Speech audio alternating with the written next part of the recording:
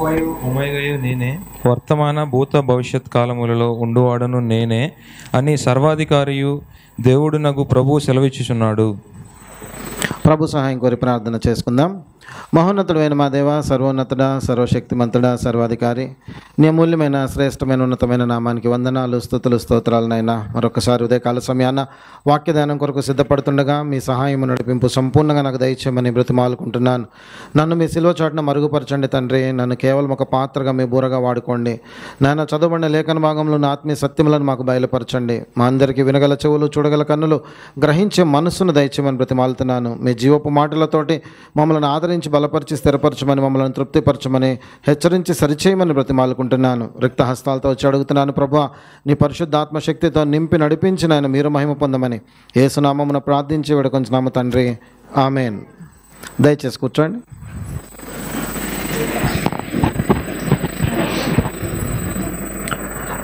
ప్రకటన గ్రంథము 1వ అధ్యాయము 8వ వచనాన్ని మనము 3 వారాలుగా ధ్యానిస్తూ వస్తున్నాము. గత 2 వారాలుగా చూస్తున్నాము. ఇది 3వ వారం ఈ వచనంలో మనము ధ్యానించటము. ముందుగా మనము ఇందులో నేనే అనేటటువంటి పదం యొక్క ప్రాముఖ్యతను మనం తెలుసుకున్నాం.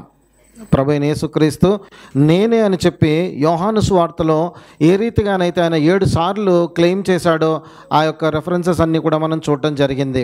దాని తర్వాత ఇది ఎక్కడి నుంచి వస్తూ ఉంది ఏంటని మనము ముందుగా చూస్తే నిర్గమకాండంలో తండ్రి అయిన దేవుడు అక్కడ నేనే ఉన్నవాడను అనువాడనై ఉన్నానని చెప్పినటువంటి మాట అదే ఇక్కడ ప్రభు అయిన యేసుక్రీస్తు కూడా క్లెయిమ్ చేస్తున్నట్టుగా మనము గమనించాము. దాని తర్వాత త్రిత్వమును గురించినటువంటి అంశాలు కొన్ని మనము ధ్యానించడం జరిగింది గత 2 వారాలుగా. అందులో మనం చూసినటువంటి ముఖ్యమైనటువంటి అంశం ఏంటంటే తండ్రి, కుమారుడు, పరిశుద్ధాత్ముడు ముగ్గురుగా ఉన్నారు, కానీ ముగ్గురు ఏకమై ఉన్నారన్నటువంటి సత్యాన్ని మనము గ్రహించాము.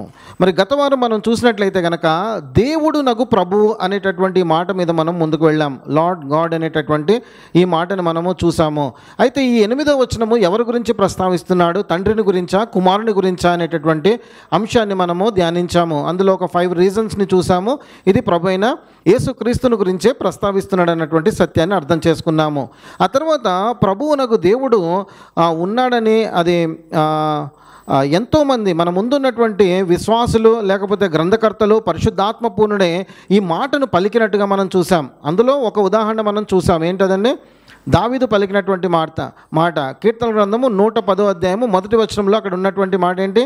ప్రభువు నా ప్రభువుతో సెలవిచ్చాను అని చెప్తున్నాడు. అయితే ఈ ఒక్క మాటని ప్రభు అయిన యేసుక్రీస్తు మత్తయి సువార్తలో ఇది ఎవరి గురించి రాశారని చెప్పి ప్రశ్నించి అక్కడ నా గురించి ఇదంతా కూడా ప్రస్తావిస్తున్నాడని చెప్పి ఒక వివరణ ఇచ్చినట్టుగా మనం చూసాం. ఆ తర్వాత పేతురు కూడాను తన మొదటి ప్రసంగంలో యేసుక్రీస్తు ప్రభు అయి ఉన్నాడని చెప్పి తాను అక్కడ ఇదే వాక్యాన్ని ఎత్తిపట్టి చూపించినట్టుగా కూడా మనము గమనించాం. పౌలు గారు కూడా ఇది ఎత్తిపట్టి దీని యొక్క ప్రస్తావనలో వివరించినట్టుగా కూడా మనం గమనించాం. సో యేసుక్రీస్తు నిజమైనటువంటి దేవుడుగాను ఆయన ప్రభువులకు ప్రభువుగా ఉన్నాడు అన్నటువంటి సత్యాన్ని ఈ మాటల ద్వారా మనం అర్థం చేసుకోవడానికి ప్రయత్నం చేశాం. సరే, ఇదంతా ఇలా ఉండగా ఒక మాట సడన్గా మనం ఎక్కడికి హెబ్రీలకు రాసిన పత్రిక వెళ్ళిపోయాం.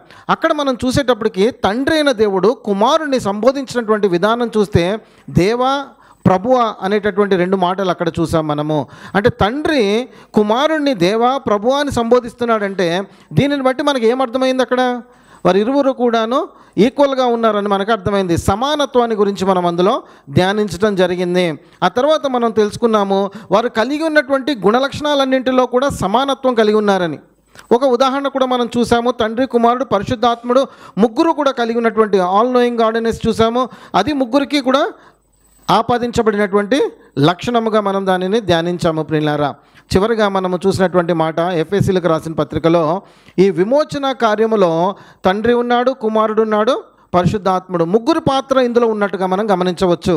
తండ్రి ప్లాన్ చేసినట్టుగా రాశారు అందులో, అదేవిధంగా కుమారుడు ఇంప్లిమెంట్ చేసినట్టుగా రాశారు, పరిశుద్ధాత్ముడు దానిని ముద్రించినటువంటి విధంగా మనం అందులో చూస్తూ ఉన్నాము.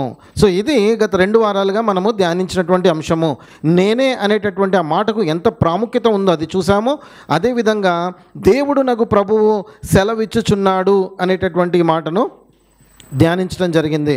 మరి ఈ రోజున మనము 3 లక్షణాలను ధ్యానించుకుందాం. ఉన్నటువంటి లక్షణాలు ఏంటి? అల్ఫా, ఒమేగా, వర్తమాన భూత భవిష్యత్ కాలంలో ఉన్నవాడు, సర్వాధికారి అయిన దేవుడు. సో ఈ 3 లక్షణాలను ఈ రోజున మనము ధ్యానించుకుందాం. సో వాక్యంలోనికి వెళ్ళే ముందు ఒక ప్రశ్న వేసుకుందాం ప్రియులారా. ఒక వ్యక్తిని మీరు ఇష్టపడాలన్నా, ఒక వ్యక్తిని వారితో మీరు సహవాసం చేయాలన్నా మీరు ఏం చూస్తారు? ఏం చూస్తారండి? అవతల వ్యక్తి ఒకవేళ స్నేహం చేయాలంటే కనుక, లేకపోతే వారితో పాటు సహవాసం కలిగి ఉండాలంటే, వారితో మాట్లాడాలంటే వాళ్ళ గురించి ఏం తెలుసుకోవాలని ఆశపడతారు మీరందరూ కూడాను? వారి యొక్క గుణ లక్షణాలు, అంటే అవతల వ్యక్తికి ఉన్నటువంటి లక్షణాలు మంచి లక్షణాలా కాదా అనేది పరిశీలనగా మీరు చూస్తారు. ఆ చూసిన తర్వాత వారితో స్నేహం చేయాలా, సహవాసం చేయాలా, వద్దా అనేది నిర్ణయించుకుంటూ ఉంటారు. ఈవెన్ మన పిల్లల విషయంలో కూడా మనము స్కూల్కి పంపించినప్పుడు ఎవరైతే మంచి లక్షణాలు కలిగి ఉంటారో ఆ లక్షణాలు కలిగి ఉన్నటువంటి వారితోనే నువ్వు స్నేహం చెయ్యని కూడా మనము చెప్పి పంపిస్తూ ఉంటాం. ఇక్కడ మనకి తారతమ్యాలు లేవు. అంటే నువ్వు గొప్ప వాళ్ళతోనో, ధనికులతోనో, లేకపోతే ఉన్నతమైన వాళ్ళతోనో చేయమని చెప్పట్లేదు ఇక్కడ ఎవరు కూడా. అందరూ కూడా చెప్తున్నటువంటిది ఏంటి? ఎవరి దగ్గర అయితే మంచి లక్షణాలు కలిగి ఉంటారో వారితో పాటు నువ్వు సహవాసం చెయ్యి అంటున్నాడు. అలాగే పెద్దవారమైనటువంటి మనము కూడాను ఎవరితోనైనా కలిగి ఉండాలంటే ఆ సహవాసాన్ని మనము చూసేది ఏంటంటే ఆ గుణ లక్షణాలని మనము చూస్తూ ఉంటాం. సో ఎటువంటి లక్షణాలు కలిగి ఉన్నాడు అనేటటువంటిది మనం చూస్తాం. మరి ఇది కేవలము ఈ లోక సంబంధమైనటువంటి ఒక సహవాసముకో, పరిచయానికో, స్నేహానికో ఇవన్నీ ఆలోచిస్తుంటే, మరి దేవునితో ఉన్నటువంటి ఈ సహవాసానికి మరి దేవుడుగా మనం ఆయనను పెట్టుకుని పూజిస్తున్నాము కదా, కొనియాడుతున్నాము, మహిమపరుస్తున్నాము కదా, మరి ఆయనను గురించి మనకి ఎంతగా తెలిసి ఉంటే మనము అంతగా సహవాసములు ఉంటామో ఈ మాటను అర్థం చేసుకోండి. ఎప్పుడైతే ప్రభువైన యేసుక్రీస్తుని గురించి సంపూర్ణ జ్ఞానము, లేకపోతే సంపూర్ణమైన పదం వాడకుండా ఎక్కువ జ్ఞానము కలిగి ఉంటామో అంత ఎక్కువ మనం సహవాసం కలిగి ఉండటానికి ఇష్టపడతాం. అర్థమవుతుందండి అందరికీ కూడాను? ఇప్పుడు ఆలోచన చేయండి. ఇప్పుడు మనము కలిగి ఉన్నటువంటి దేవుడు ఒకవేళ శక్తి విషయంలో కొద్ది తక్కువ ఉన్నాడు అనుకోండి, అప్పుడు మీరు ఆశ్రయించి, ప్రభువా ఇదిగో నాకు ఈ సమస్య వచ్చింది, నువ్వు నన్ను కాపాడు, నువ్వు లేవనెత్తు, ఎందుకంటే నువ్వు నన్ను నీకు శక్తి ఉంది కదా, ఇందులోంచి నన్ను తీ ప్రభువా అని చెప్పి అడగగలుగుతారా మీరు? అనుకోండి, ఒకవేళ శక్తి సంపూర్ణంగా లేదు దేవుని దగ్గర, కొద్దిగానే ఉంది, లేకపోతే ప్రేమ అపారంగా లేదు, కృప లేదు, అన్నీ మితముగా ఉన్నాయనుకోండి, అప్పుడు మీరు ఏం చేస్తారు? ఆ ప్రభు మీద విశ్వాసం అనేది ఉంచలేరు. ఎందుకంటే ఎవరైతే పరిపూర్ణమైనటువంటి లక్షణాలు కలిగి ఉంటారో వారినే మనము దేవుడిగా పెట్టుకోవడానికి ఇష్టపడతాము. అందుకోసమే బైబిల్ గ్రంథంలో మాటి మాటికి కూడా చెప్తున్నటువంటి అంశాలు ఏంటంటే ఆ దేవుని యొక్క గుణ లక్షణాలనే వివరిస్తూ ఉంటాడు. ముందు ఉన్నటువంటి మన యొక్క సాక్షి సమూహాన్ని మీరు గమనించినట్లయితే కనుక దేవుని సన్నిధానానికి వచ్చినప్పుడు ఎప్పుడూ కూడాను వారు ఒక భయముతోనూ వణుకుతోనూ వస్తూ ఉండేవారు. అంత మాత్రమే కాకుండా ఆయనను కొనియాడాలన్నా, సంబోధించాలన్నా ఎప్పుడూ కూడాను ఆయన గుణ లక్షణాలని తీసుకునే మాట్లాడుతూ ఉంటారు. ఈరోజున యెషయా గ్రంథంలో చదువుతూ ఉన్నాం. అందులో కూడా రాసినటువంటి మాటలండి, మహాగణుడును, మహోన్నతుడును, అంటే ఇలాంటి పదాలు చూడండి. ఎప్పుడు కూడాను దానియేలు స్తుతించడానికి వస్తాడు, నెహెమ్యా స్తుతించడానికి వస్తాడు, ప్రతి ఒక్కరూ కూడా స్తుతించడానికి వచ్చినప్పుడు మొదట ఈ గుణలక్షణాల్లోనే తీసుకుని అందులో నుంచి స్తుతిస్తారు. కీర్తనాకారుడు కూడా ఎన్నో మార్లు ప్రభుని స్తుతించిన విధానం చూస్తున్నాం. అందులో ప్రతిసారి కూడాను ఏమి ఎత్తిపట్టి మాట్లాడుతూ ఉంటాడు? ప్రతి సందర్భములోనూ కూడా దేవుని యొక్క లక్షణాలను, నాయనా నువ్వు ఇంత కనికరం గలవాడవు కదా, ఇదిగో నీ కనికరం కోరి వస్తున్నాను, నువ్వు క్షమించే దేవుడవు కదా, నువ్వు ప్రేమ కలిగినటువంటి వాడవు కదా, నువ్వు గొప్పవాడవు కదా, నువ్వు శక్తిమంతుడవు కదా, ఈ లక్షణాలన్నీ ఎత్తిపట్టి ప్రభువుని కొనియాడుతూ ఉంటాం. ఎవరికైతే ఈ లక్షణాలన్నీ కూడా తెలుస్తాయో, బైబిల్లో దేవుని గురించినటువంటి లేక ప్రభువైన యేసు క్రీస్తుని గురించినటువంటి లక్షణాలు ఎవరైతే గ్రహించగలుగుతారో వారు సంపూర్ణంగా దేవుని మీద ఆధారపడగలుగుతారు. ఎంతమంది బైబిల్ చదువుతున్నప్పుడు ఆయన గుణలక్షణాలన్నింటినీ కూడా ఎత్తిపట్టి ప్రార్థన చేయడం మొదలుపెట్టారు? ఎంతమంది ప్రార్థిస్తూ ఉంటారు పిల్లారా? స్తుతించినప్పుడు మామూలుగా మీరు ప్రతిరోజు స్తుతిస్తారు కదా ప్రభువుని. ఎలా స్తుతిస్తారు? పరిశుద్ధుడు అంటారు, మహోన్నతుడు అంటారు, సర్వోన్నతుడు అంటారు, సర్వశక్తిమంతుడు అంటారు, ఇంకా రకరకాలుగా ఆయన యొక్క గుణలక్షణాలన్నింటినీ కూడా ఎత్తిపట్టి ప్రభువుని కొనియాడుతూ ఉంటారు. తర్వాత మనము ఆయన చేసినటువంటి త్యాగాన్ని సైతము తీసుకొస్తాం. ప్రభువా నా కోసమే నువ్వు ఇలా ప్రాణం పెట్టావు, నా కోసమే నువ్వు ఇలా అపవాదిని జయించావు, నా కోసమే నువ్వు ఇంత గొప్ప త్యాగాన్ని చేసావు, విడిపించావు అని ఆయన యొక్క గొప్పతనం అంతటినీ కూడా వివరించుకుంటూ ఉంటాం. సో ఆయన గుణ లక్షణాలను ఒకవేళ మనము పూర్తిగా గ్రహించగలిగినట్లయితే కనుక మన హృదయం అంతా కూడా ఆరాధనతో నిండుతుంది, ఆయన యొక్క గొప్పతనంతో నిండిపోతుంది. అప్పుడు మనం వాళ్ళని ఎంతైనా ప్రేస్ చేస్తాం. సాధారణంగా ఒక వ్యక్తి ఉన్నాడు అనుకోండి, మామూలుగా మనుషులు ఉన్నారనుకోండి, ఆ మనుషుల యొక్క లక్షణాలన్నీ కూడా బాగున్నాయి అనుకోండి, వారు మనకి పరిచయస్తులు అనుకోండి, వారితో మనం మాట్లాడుతున్న ప్రతిసారి కూడాను ఎంతో ప్లీజింగ్గా మాట్లాడుతూ ఉంటాం. ఎందుకు? అవతల వ్యక్తికి ఉన్నటువంటి గుణగణాలు అటువంటివి కనుక. ఆలోచన చేయండి, ఒకవేళ ప్రేమ స్వభావం కలిగి, క్షమించే స్వభావం కలిగి, తగ్గింపుతనం కలిగి, ఇటువంటి లక్షణాలు అన్నీ ఉన్నాయనుకోండి, అటువంటి వారితో మనం సహవాసం చేయడానికి ఇష్టపడతాము, మాట్లాడటానికి ఇష్టపడతాం. మరి దేవుడు కలిగి ఉన్నటువంటి లక్షణాలను మనం తెలుసుకున్నట్లయితే కనుక ఆయనతో ఇంకెంత హత్తుకొని పోతామో ఒక్క విషయం మీరు గుర్తుపెట్టుకోండి పిల్లారా. సో ప్రతిరోజు కూడాను బైబిల్ గ్రంథం చదువుతున్నప్పుడు అందులో యేసుక్రీస్తు యొక్క గొప్పతనం ఏ విధంగా వర్ణించబడుతుందో అది గుర్తించి మనం కూడా ప్రభు దగ్గరికి వెళ్ళినప్పుడు అవే లక్షణాలు ఎత్తిపట్టి మనము కొనియాడాలి. సో ఇక్కడ కీర్తనాకారుడు, ఈ గ్రంథకర్త కూడాను ఇక్కడ రాసినటువంటి అంశాలలో యేసుక్రీస్తు యొక్క 3 గుణగణాలను బయటకు తీసుకొచ్చి మనకి పరిచయం చేస్తూ ఉన్నాడు. ఎన్ని మార్లు మనం వెనక్కి తిరిగి వెళ్ళినా సరే ఇలాగే కనపడుతూ ఉంటాయి యేసుక్రీస్తుని వర్ణించినప్పుడు. సో ఇక్కడ చెప్తున్నటువంటి మాట మొదటిది ఏంటంటే అల్ఫా ఒమేగా, తర్వాత వర్తమాన భూత భవిష్యత్ కాలంలో ఉండేవాడు, మూడవది సర్వాధికారి. సో ఫస్ట్ది మనం ఒకవేళ తీసుకున్నట్లయితే కనుక ఈ అల్ఫా ఒమేగా ఏ భాష అంటారు? ఇది తెలుగు భాషేనా అండి? ఎప్పుడైనా తెలుగు భాషలో మీరు వాడారా అల్ఫా ఒమేగా అనే పదాన్ని? లేకపోతే ఆది అంతం అనేది వాడారా? వాడారు. ప్రారంభము, చివర, తుదకి ఇవన్నీ వాడారా? వాడారు. అల్ఫా ఒమేగా మనం ఎప్పుడు వాడలేదు. కారణం ఏంటంటే పిల్లారా, ఇది గ్రీకు భాష.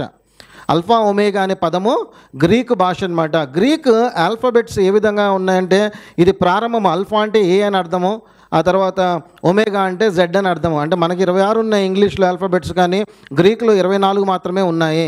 సో ఆ 24 ఆల్ఫాబెట్స్ని ఇక్కడ క్రోడీకరించి ఏ నుంచి జెడ్ వరకు అన్నట్టుగా ఇక్కడ చెప్తున్నాడు అనమాట.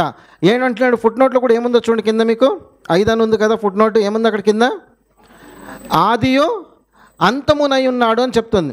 సో ఈ అల్ఫా ఒమేగా అనేటటువంటి ఈ మాట బైబిల్లో మనకి ఈ ప్రకటన గ్రంథంలోనే కనపడుతూ ఉంటుంది. సో మొదటిగా ఇక్కడ మనము 1వ అధ్యాయము 8వ వచనంలో ఈ మాటను మనం చూస్తున్నాం. రెండవదిగా ఒకవేళ చూస్తే కనుక ప్రకటన గ్రంథము 21వ అధ్యాయము 6వ వచనం. ఇందాక పాటలు పాడుతున్నప్పుడు కూడా సహోదరులు దీన్ని చదివించారు. ఇక్కడ కూడా గమనించండి ఒకసారి. 21వ అధ్యాయం 6వ వచనం. మరియు ఆయన నాతో ఇట్లా, నేను సమాప్తమైనవి, నేనే అల్ఫాయు ఒమేగయు అనగా ఆదియు అంతమై ఉన్నవాడను. దప్పిగొని వానికి జీవజలముల బొగ్గలోని జలములను నేను ఉచితముగా అనుగ్రహించాను. ఇది ఎవరు చెప్తున్నారు ఇప్పుడు? ఇది లాస్ట్ వీక్ కూడా దీన్ని మనం ధ్యానించాం. యేసుక్రీస్తుని గురించి రాయబడినటువంటి మాట ఇదే అని మనము గమనించాము. అంత మాత్రమే కాకుండా ఈ జీవజలములను గురించి కూడా మనం వెనక్కి వెళ్ళాం. యోహాను సువార్తలో 4వ అధ్యాయంలో సమరయ స్త్రీతో మాట్లాడినప్పుడు చెప్పారు. అదేవిధంగా ఒక పండుగ మధ్యలో యూదులతోటి లేదా అక్కడ ఉన్నటువంటి శాస్త్రుల పరిశీలతోటి కూడా 7వ అధ్యాయంలో ఈ మాటలు పలికినట్టుగా కూడా మనము ధ్యానించాం. సో ప్రభువు తనను తాను పరిచయం చేసుకున్నటువంటి విధానం ఏంటంటే, నేనే ఆదియు అంతమునై ఉన్నానని చెప్తున్నాడు. 22వ అధ్యాయం కూడా రండి ఒక్కసారి. 13వ వచనం కూడా చూడండి. 12లో కూడా అంటాడు, ఇదిగో నేను త్వరగా వస్తున్నానని చెప్తాడు. వచ్చిన తర్వాత క్రియలకు తగిన ఫలాన్ని ఇస్తానని చెప్తున్నాడు. 13వ వచనంలో మళ్ళీ మాట అంటాడు, నేనే అల్ఫాయు ఒమేగయు, మొదటివాడను కడపటివాడను, ఆదియు అంతమునై ఉన్నాను. మొత్తం అన్నీ వాడేశాడు ఇక్కడ. గ్రీకు భాష మాట్లాడాడు, తెలుగు భాష కూడా మాట్లాడేశాడు. అదేవిధంగా నేను మొదటివాడను కడపటి వాడను అని కూడా తీసుకుని వచ్చాడు. ఆదియు అంతమునై ఉన్నవాడని అన్నాడు. మరియు మరొక మాట ఇది కూడా వాడుతున్నాడు, నేను మొదటి వాడను కడపటి వాడను అని. నేనే ఫస్ట్ ఉన్నటువంటి వాడను, నేనే చివరిగా కూడా ఉండేవాడను అని కూడా చెప్తున్నాడు. ఈ మొదటి వాడను కడపటి వాడను అనేటటువంటి మాట కూడా ప్రకటన గ్రంథము 1వ అధ్యాయంలో మనకు కనపడుతూ ఉంటుంది. 18వ వచనంలో మీరు చూస్తే కనుక అక్కడ ఈ మాట మాట్లాడతాడు, మొదటి వాడను కడపటి వాడను. 2వ అధ్యాయము స్మరణకి రాస్తూ తనను తాను పరిచయం చేసుకుంటున్నప్పుడు కూడా 8వ వచనంలో అంటాడు, ఇదిగో మొదటి వాడను కడపటి వాడను అని చెప్పి. సో ఇదే లక్షణము, ఈ మొదటి వాడను కడపటి వాడను అనేటటువంటి లక్షణము తండ్రి అయినటువంటి దేవుడు యెషయా గ్రంథంలో కూడా తనను తాను పరిచయం చేసుకున్నప్పుడు వాడినట్టుగా మనం చూస్తూ ఉంటాం. సో ఇది అక్కడికి వెళ్ళినప్పుడు మనం యెషయా గ్రంథంలో ఉన్నటువంటి అంశాన్ని మనం ధ్యానిద్దాం. 44వ అధ్యాయంలోను 48వ అధ్యాయంలో కూడాను తండ్రి అయినటువంటి దేవుడు ఈ మాట వాడతాడు, నేనే మొదటి వాడను కనపడి వాడను, నేను తప్ప వేరొక దేవుడు మీకు లేడు అనేటటువంటి మాటను మనం యెషయా గ్రంథంలో మనం చూస్తాం. సో అదే మాటను ఇక్కడ కుమారుడైనటువంటి యేసుక్రీస్తు ఎత్తిపట్టి మాట్లాడుతున్నాడు. ఎందుకు అలా మాట్లాడుతున్నారు? అక్కడ తండ్రి చెప్పాడు, ఇక్కడ కుమారుడు చెప్తున్నా అంటే వీరిద్దరు కూడా ఏకమై ఉన్నారన్న సత్యాన్ని మనము గుర్తుపెట్టుకోవాలి. ముగ్గురు కనబడుతున్నారు, మళ్ళీ తిరిగి ఒక్కరుగానే ఉన్నారన్నటువంటి సత్యాన్ని ఎప్పుడు కూడా మనము మర్చిపోవద్దు. ఆ స్టాండ్ ఎప్పుడు కూడా తీసుకునే ఉండాలి మనము. సరే, సో మొదటి వాడను కడపటి వాడను అని చెప్తున్నటువంటి ఈ మాటకి మనం ఒక్కసారి వివరణ తీసుకోవడానికి ప్రయత్నం చేద్దాం. ఈ సృష్టి యావత్తును చూసారనుకోండి, ఈ సృష్టిని కానీ సృష్టిలో ఉన్నటువంటి సమస్తానికి కానీ ప్రతి దానికి కూడాను ప్రారంభం అనేది ఉంటుంది, అంతం అనేది ఉంటుంది. ఒకవేళ మీరు ఆలోచన చేయండి, మనుషుల గురించి ఆలోచన చేయండి. మనుషుడికి ప్రారంభం ఉందా? ఉంది. తర్వాత అంతం ఉందా? ఉంది. మనుషుడు కొంతకాలము అంటే అత్యధికమైనటువంటి ఆయుష్ కలిగి ఉంటే 120 సంవత్సరాలు బ్రతుకుతాడు మనిషి, ఆ తర్వాత చనిపోతాడు. దాని తర్వాత జంతువులను తీసుకోండి, జంతువుని బట్టి దానికి ఆయుష్ను దేవుడు ఇచ్చాడు. కొన్ని ఏమో సంవత్సరాలు బ్రతుకుతాయి, కొన్ని 100 సంవత్సరాలు బ్రతుకుతాయి, కొన్ని ఇంకెక్కువ. సో ఆ రీతిగా వాటికి కూడా ప్రారంభము అంతం అనేది ఉండనే ఉంటుంది. ఒకసారి ఈ యొక్క ప్రకృతి సృష్టి యావత్తును కూడా తీసుకోండి, దీనికి కూడా అంతం ఉందా అని మనం ఆలోచన చేస్తే కనుక బైబిల్ చాలా చక్కగా చెప్పేసింది. ఇదంతా కూడా ఒక దినాన్న దేవుడు సృష్టించాడని చెప్తున్నాడు. సో ప్రారంభం అనేది దీనికి ఉందని మనకి ఆదికాండం చాలా తేటతెల్లంగా చెప్తుంది. ఆ తర్వాత ఇది అంతమైపోతుందా అంటే 100% అంతమైపోతుంది. పేతురు గారు కూడా చాలా చక్కగా దీన్ని వివరిస్తాడు. మహావేండ్రంతో ఇవన్నీ కూడా లయమైపోతాయని చెప్తాడు. సో సృష్టికి అన్నిటికీ కూడాను, ఇందులో ఉన్నటువంటి అన్నిటికీ కూడాను ప్రారంభం ఉంది, అంతము ఉంది. కానీ ఈ ప్రారంభము అంతానికి కూడాను బియాండ్గా ఉన్నటువంటి వాడే యేసుక్రీస్తు. ఇది మనం గుర్తుపెట్టుకోవాలన్నమాట. అంటే ఈ సృష్టిలో ఉన్నటువంటి టైం కానీ, స్పేస్ కానీ, మ్యాటర్ కానీ ఏది కూడా ఆయనను ఎఫెక్ట్ చేయలేవు అసలు. దీనికి బియాండ్గా ఉన్నటువంటి వాడు, దీనికి మించి ఉన్నటువంటి వాడు ఆయన అని దీనికి అర్థం ఇస్తుందన్నమాట. ఆదియో అంతము, ప్రతిదానికి ఆ ప్రారంభము అంతము ఉంది. కానీ అంతకన్నా ముందు ఉన్నటువంటి వాడు యేసుక్రీస్తు అని మనము అర్థం చేసుకోవచ్చు. ప్రియులారా, సృష్టిని గురించి ఆలోచించండి. సమస్తము లయమైపోతుంది, సృష్టి యావత్తు లయమైపోతుంది. ఉదాహరణ అనుకుందాము, ఇది ఒక రౌండ్గా ఉన్నటువంటి ఒక గ్లోబో లేకపోతే ఒక పెద్ద మిల్కీవే అనుకోండి. ఇంకా అక్కడికి ఇంకెన్ని మిల్కీవేస్ ఉన్నాయి, అంతా కూడా సృష్టి అనుకోండి. ఇదంతా కూడా ఒక్కసారిగా లయమైపోయింది అనుకోండి. అప్పుడు దీనిలో ఉన్నటువంటివి, దీని మీద ఉన్నటువంటివి అన్నీ కూడా ఏమైపోతాయి? లయమైపోతాయి. కానీ దీనికి బయట ఉన్నటువంటి వాడు యేసుక్రీస్తు అని మనకి ఇందులో చెప్పబడతా ఉందన్నమాట. అంతా కూడాను లయమైపోయినా, అంతా కూడాను నశింపజేయబడిపోయినా ఆ దానికి పైగా ఉన్నటువంటి వాడే దేవుడు అని మనకి అర్థం చేసుకోవచ్చు. ఇంత గొప్ప దేవుడిని మనము కలిగి ఉన్నాము ప్రియులారా. ఇప్పుడు చెప్పండి, ఇంత గొప్ప దేవుడిని మనం కలిగి ఉన్నప్పుడు అపవాది ఇప్పుడు ఎక్కడున్నాడు? అపవాది ఎక్కడున్నాడండి? ఇప్పుడు సృష్టికి బయట ఉన్నాడా, సృష్టి లోపలే ఉన్నాడా? అర్థమైపోయింది కదండి. ఒక దినమున సృష్టి లోపల ఉన్నటువంటివన్నీ కూడా అంతం చేయబడిపోతే ఇవన్నీ పోతాయి, కానీ మిగిలిపోయేది ఏంటంటే దేవుడు ఒక్కడే. సో ఇంత గొప్ప దేవుడిని మనం కలిగి ఉన్నప్పుడు అపవాదికి భయపడతామా, లేకపోతే దేవుని మీద ఆధారపడి ధైర్యంగా ఉంటామా? పిల్లరా, దేవుని గుణలక్షణాలను అర్థం చేసుకోవటం అందుకే చాలా ముఖ్యమైనటువంటిది. వాక్యం కూడా అందుకే చెప్తుందనమాట. ఇదిగో ఈ లోకములు ఎవడైతే ఉన్నాడో వాడికన్నా మన లోపల ఉన్నటువంటి దేవుడే గొప్పవాడని చెప్తుంది. సో ఎందుకు మన లోపల ఉన్నటువంటి వాడు ఎక్కడ ఉన్నాడంటే సృష్టికి బియాండ్, దీని తర్వాత అంతటికి కూడా ఉన్నాడన్న సత్యం మనకి అర్థం చేసుకోవచ్చు. పిల్లారా, కీర్తనకారుడు చక్కటి మాట అంటాడు. ఆ మాటకు వెళ్దాం రండి. 102వ కీర్తన, కీర్తన గ్రంథము 102వ అధ్యాయము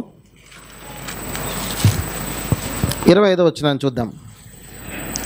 ఆది యందు నీవు భూమికి పునాది వేసితివి. ఇందాకటి వరకు మనం మాట్లాడుకున్నటువంటి అంశాన్ని ఒకసారి ఇందులో ప్రస్తావించినట్టుగా మనం చూడవచ్చు. ఆది యందు నువ్వు భూమికి పునాది వేసితివి.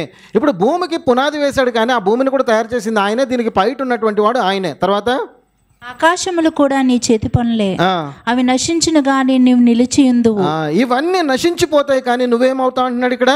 నిలిచి ఉంటావు. ఈ మాట అండర్లైన్ చేయండి, నీవు నిలిచి ఉందువు. తర్వాత అవి అన్నీ వస్త్రం వలె పాతగిలను, ఒకడు అంగవస్త్రమును తీసివేసినట్లు నీవు వాటిని తీసివేయదువు, అవి మార్చబడును. ఒకడు అంగవస్త్రమును తీసివేయినట్లు నీవు వాటిని తీసివేస్తావు, నువ్వు వాటిని మార్చేస్తావు. అంత శక్తి కలిగినటువంటి వాడు అని చెప్తున్నాడు. ఇదే మాటలు హెబ్రీలకు రాసిన పత్రిక 1వ అధ్యాయం 10 నుంచి 12 వరకు ఉంటుంది. ఇప్పుడు వెళ్ళకండి అక్కడికి. అయితే ఇదే మాటలు అక్కడ ప్రస్తావిస్తాడు. కాకపోతే ఏంటంటే కొంచెం తేడాగా ఉంటుంది అనమాట. ఇక్కడ అంగవస్త్రములను వాడిన చోట నువ్వు ఉత్తరీయముల వలె మడిచివేతు అని చెప్పి అక్కడ మాట్లాడుతూ ఉంటాడు. ఆ తర్వాత కింద చూడండి, నీవు ఏకరీతిగా ఉండు వాడవు, నీ సంవత్సరములకు అంతము లేదు. ఇక్కడ అంతము లేదనే పదం వాడుతున్నాడు. హెబ్రీలకు రాసిన పత్రికలో చూస్తే కనుక నీ సంవత్సరములు తరగవు అంటాడనమాట. సో ఆలోచన చేయండి. ఇప్పుడు ఇక్కడ గమనించాల్సింది ఏంటంటే 26వ వచనం అంటున్నాడు, అన్నీ నశించిపోతాయి కానీ నీవు నిలిచుండిపోతావు. అన్నీ కూడా నువ్వు మార్చేసే స్తోమత శక్తి కలిగినటువంటి వాడు నువ్వు అంటాడు. అన్నీ మారిపోయినప్పటికీ కూడా నీవు ఏకరీతిగా ఉన్నావు అంటాడు. నీవు ఏకరీతిగా ఉన్నవాడు అంటాడు. తర్వాత ఏమంటాడు? నీ సంవత్సరములకు అంతము లేదు. సో ఈ గొప్ప లక్షణాన్ని మనం ఒకవేళ అర్థం చేసుకోవాలి పిల్లలు. అప్పుడు మనకు అర్థమవుతుంది ఏంటంటే నిజంగా దేవుడు అనేటటువంటి వాడు ఆది యందు ఎలాగున్నాడో అంతమందు అలాగే ఉంటాడు. ఆయనకి మార్పు అనేది లేనే లేదు. మలాకి అదే చెప్తాడు కదా 3:6 ఏమంటాడు, నేను మార్పు లేని వాడను అని చెప్తాడు. అందుకే మీరు లయం అయిపోలేదు అంటాడు అక్కడ. సో మార్పు లేనటువంటి దేవుణ్ణి మనం కలిగి ఉన్నాం. ఇంకా యాకోబు కూడా చాలా చక్కగా వర్ణిస్తాడు తెలుసా అండి. 1వ అధ్యాయము 17వ వచనంలో మీరు వెళితే కనుక ఈ మాట రాస్తాడు చూడండి అక్కడ. యాకోబు 1:17. ఆ దేవునికి ఏ చంచలత్వమైననో గమనాగమనమైనటువంటి, చదవండి తొందరగా. శ్రేష్టమైన ప్రతి ఈవియు సంపూర్ణమైన ప్రతి వరమును పరసంబంధమైనదై జ్యోతిర్మయుడగు తండ్రి యొద్ద నుండి వచ్చును. ఆయన యందు ఏ చంచలత్వమైనను లేదు, గమనాగమనముల వలన కలుగు ఏ ఛాయైనను లేదు. ఇది అర్థమైందా ప్రియులారా మీకు ఈ మాట? ఆయన యందు ఏ చంచలత్వము లేదంటున్నాడు, అంటే ఏ చేంజ్ అనేది లేదు, మార్పు అనేది లేదని చెప్తున్నాడు. అంత మాత్రమే కాకుండా గమనాగమనముల వలన కలుగు ఏ ఛాయ అయినను లేదు. అంటే దీన్ని ఏం మాట్లాడుతున్నాడంటే, ఆలోచన చేయండి. సూర్యుడు ఉదయిస్తాడు, సూర్యుడు అస్తమిస్తాడు. సో ఉదయించినప్పుడు అస్తమించినప్పుడు ఆ సూర్యుడి యొక్క పరిమణించే తిరుగుతున్నటువంటి విధానాన్ని బట్టి ఈ షాడో అనేది మారుతూ ఉంటుంది. అంత మాత్రమే కాకుండా ఈ సూర్యుడికి ఏదైనా అడ్డొచ్చింది అనుకోండి, మనకు అప్పుడు ఏం కలుగుతూ ఉంటాయి, ఎక్లిప్స్ అనేవి వస్తూ ఉంటాయి. సో ఇవన్నీ కూడా మార్పులు సహజంగా సంభవించేటటువంటివిగా ఉన్నాయి, కానీ నాకు అలాంటిది ఏది కూడా లేదు అని చెప్తున్నాడు అనమాట. అంటే దీని యొక్క అర్థం ఏంటంటే, ఆయన ప్రకాశించేవాడుగా ఉన్నాడు, వెలుగుగా ఉన్నాడు. ఆయనకు అడ్డు వచ్చి ఆ వెలుగును ఆపగలిగిందంటూ ఏదీ లేదు. అటువంటి గమనాగమనముల వలన కలుగు ఛాయ అనేది లేనే లేదు. అంటే ఒక షాడో అనేది రానే రాదంటున్నాడు. అంత గొప్ప దేవుడిని మనం కలిగి ఉన్నామని ఇందులో ప్రస్తావిస్తున్నాడు. సో మార్పు లేని దేవుడు అంటే ఎక్కడైనా సరే ఇంత కూడా మార్పు వచ్చేది లేదు. ఆఖరికి ఒక షాడో అడ్డుగా వచ్చి దేవునికి నిలబడేటటువంటి మార్పు కూడా ఎక్కడ కలిగేది లేదు అని చెప్పి యాకోబు ఇందులో ప్రస్తావిస్తున్నాడు. సో కాబట్టి మనం అర్థం చేసుకోవాల్సిన విషయం ఏంటంటే ప్రియులారా, మనము కలిగి ఉన్నటువంటి దేవుడు ఆది యందు ఎలాగున్నాడో ఇప్పుడు కూడా అలాగే ఉన్నాడని మనకు అర్థమవుతుంది. సో ఆది అంతము అనేటటువంటి లక్షణము యేసుక్రీస్తు యొక్క నిత్యత్వాన్ని మనకి తెలుపుతుంది. ఏం తెలుపుతుందండి ఇప్పుడు? యేసుక్రీస్తు యొక్క నిత్యత్వమును, అంటే ఇటర్నిటీలో ఆయన ఉన్నవాడు అని చెప్పి మనకి ఈ లక్షణం బయలుపరుస్తుంది. గ్రంథకర్త ఉట్టిగానే రాసేలేదు, అల్ఫా ఒమేగా ఆది అంతమునై ఉన్నాడని చెప్పి 3 సార్లు ప్రస్తావించట్లేదు. యేసుక్రీస్తు నిత్యము ఉన్నటువంటి వాడు, ప్రారంభములో ఉన్నాడు, అదేవిధంగా అంతములో కూడా ఆయన ఉంటాడు అని చెప్పి ఆయన గొప్పతనాన్ని ఇందులో వివరణగా చూపిస్తూ మనకి తీసుకొస్తూ ఉన్నాడనమాట. ఒకసారి మీకా 5:2 చూడండి. అక్కడ కూడా ప్రభు అయిన యేసుక్రీస్తు యొక్క శరీరధారిగా రావాల్సినటువంటి ఒక ప్రవచనం అన్నమాట. ఆ ప్రవచనంలో కూడా మనం గ్రహించేది ఏంటంటే, ఆయన పురాతన కాలం మొదలుకొని శాశ్వత కాలము వరకు ఆయన ప్రత్యక్షమగుచుండునని రాస్తాడు. బెత్లెహేమ్ ఎఫ్రాతా, యూదావారి కుటుంబములలో నీవు స్వల్ప గ్రామమైనను నా కొరకు ఇశ్రాయేలీయులను ఏలబోవాడు నీలో నుండి వచ్చును. పురాతన కాలం మొదలుకొని, అంటే ఏలబోవాడు శరీరరీతిగా వస్తాడని చెప్తున్నాడు, కానీ ఆయన ఎక్కడి నుంచి ఉన్నాడంటాడు? పురాతన కాలం మొదలుకొని శాశ్వత కాలము ఆయన ప్రత్యక్షమగుచుండును అంటున్నాడు. ప్రియులారా, అర్థమైపోయింది కదండి. అంటే ఆయన ఎటర్నిటీలో ఉన్నాడు, నిత్యత్వములో ఉన్నాడు అని చెప్పి ఈ అల్ఫా ఒమేగా అనేటటువంటి లక్షణం ద్వారా మనకి అర్థమవుతా ఉంది. మరొక మాట, ఇదే ప్రవచనం చూస్తే యెషయా గ్రంథం 9:6 ఆయన గురించి మాట్లాడుతూ అందులో వాడతాడు ఏంటంటే, నిత్యుడగు తండ్రి అంటాడు. ఎవర్ లాస్టింగ్ ఫాదర్ అనేటటువంటి ఒక లక్షణాన్ని మాట్లాడతాడు. సో ఎటర్నల్ ఎగ్జిస్టెన్స్ అనేది ప్రియులారా దైవత్వం యొక్క లక్షణమే కానీ మానవత్వం కలిగినటువంటి లక్షణం కాదు. యేసుక్రీస్తు మానవుడిగా, సంపూర్ణ మానవుడికి లోకానికి వచ్చాడు, కానీ ఆయన నిత్యత్వంలో ఉన్నటువంటి వాడే సంపూర్ణ దైవత్వము కలిగినటువంటి దేవుడు. అందరికి అర్థమైందండి సత్యము? యేసుక్రీస్తుని సాధారణంగా అందరూ కూడాను అనుకునేది ఏంటంటే, ఆయన కేవలం మానవుడిగా వచ్చాడు, మానవుడిగా ఆయన ప్రాణం పెట్టాడు, చనిపోయాడు అనుకుంటున్నారు. కానీ ఆయన నిత్యత్వంలో ఉన్నటువంటి వాడు అన్నటువంటి సంగతిని మర్చిపోతున్నారు ప్రతి ఒక్కరు కూడా. అంటే బయట ఎవరైతే ఎద్దేవా చేస్తున్నారో వారు.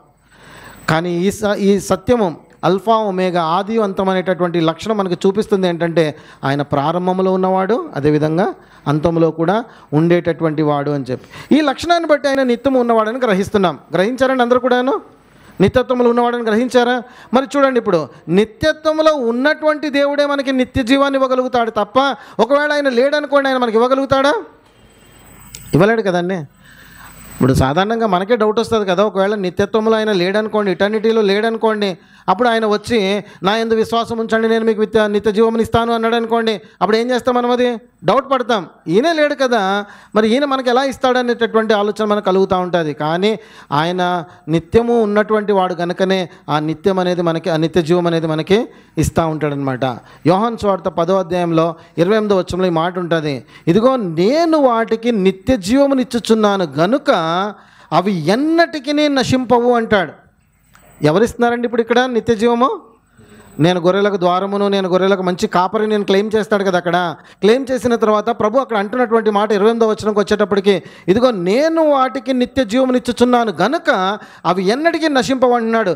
ఇంత గొప్ప స్టేట్మెంట్ ఏ మనుషుడైనా ఏ మనుషుడికి ఇవ్వగలడా? భరోసా ఇవ్వగలడా ప్రియులారా? పోనీ ఎవరైనా మా మాట పలికితే కనుక దాన్ని నమ్మి వెంబడించగలరా ఎవరైనా? అసాధ్యమైనటువంటిది ప్రియులారా.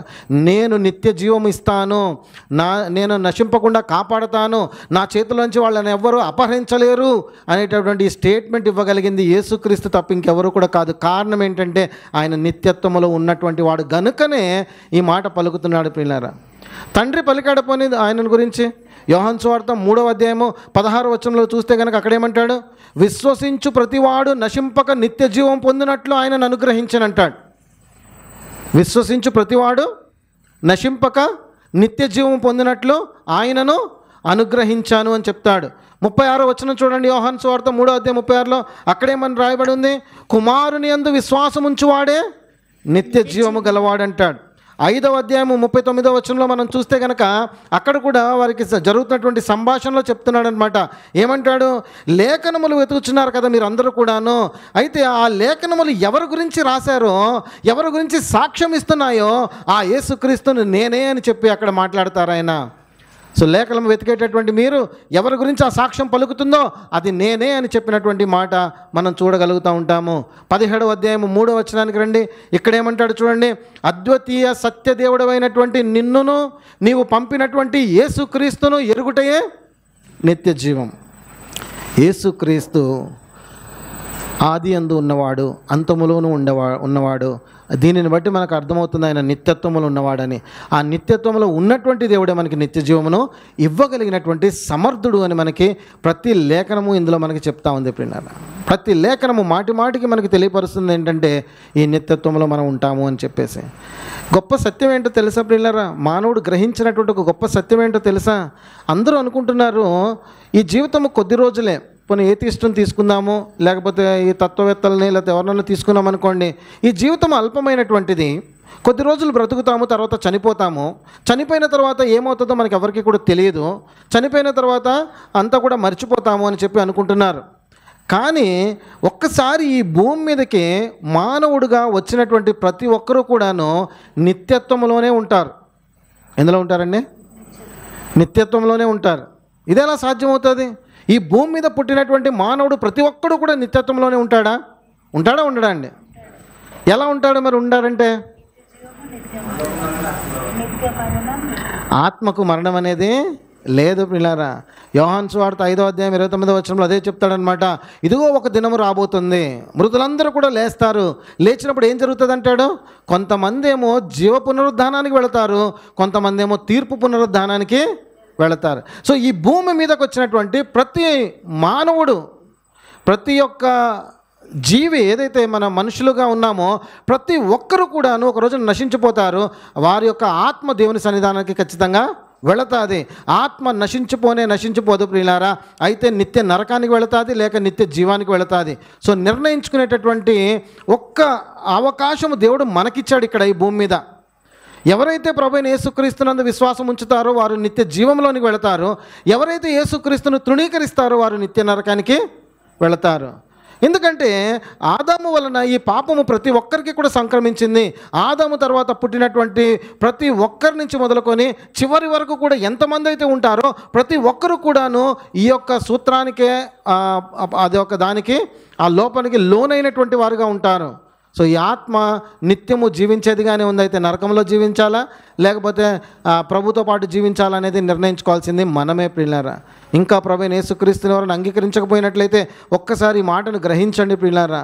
యేసుక్రీస్తు ద్వారానే మనకు రక్షణ కలుగుతుంది. యేసుక్రీస్తు ద్వారానే మనం ఆ పాప బంధకాల నుంచి బయటకు రాగలుగుతాము. యేసుక్రీస్తు ద్వారానే మనకు పాప క్షమాపణ ఉన్నది.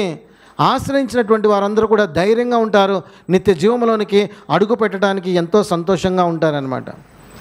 ఆ మాట ఎప్పుడు కూడా గుర్తుపెట్టేసుకోండి పిల్లారా. ఎవరైతే 10వ అధ్యాయము 28వ వచనంలో అంటున్నాడు కదా, ఇదిగో నేను నిత్య జీవం ఇస్తాను నా గొర్రెలకు అంటున్నాడు. అంటే విశ్వసించిన వారందరికీ కూడా నిత్య జీవం ఇస్తానన్నాడు. అంత మాత్రమే కాకుండా దాని కంటిన్యూషన్ అంటున్నటువంటి మాట, నా చేతిలో నుంచి ఎవరు కూడా మిమ్మల్ని అపహరించలేడు అంటాడు. ఇంతకన్నా ఎవరైనటువంటి ఇవ్వగలిగినటువంటి వాగ్దానం ఏదైనా ఉందా?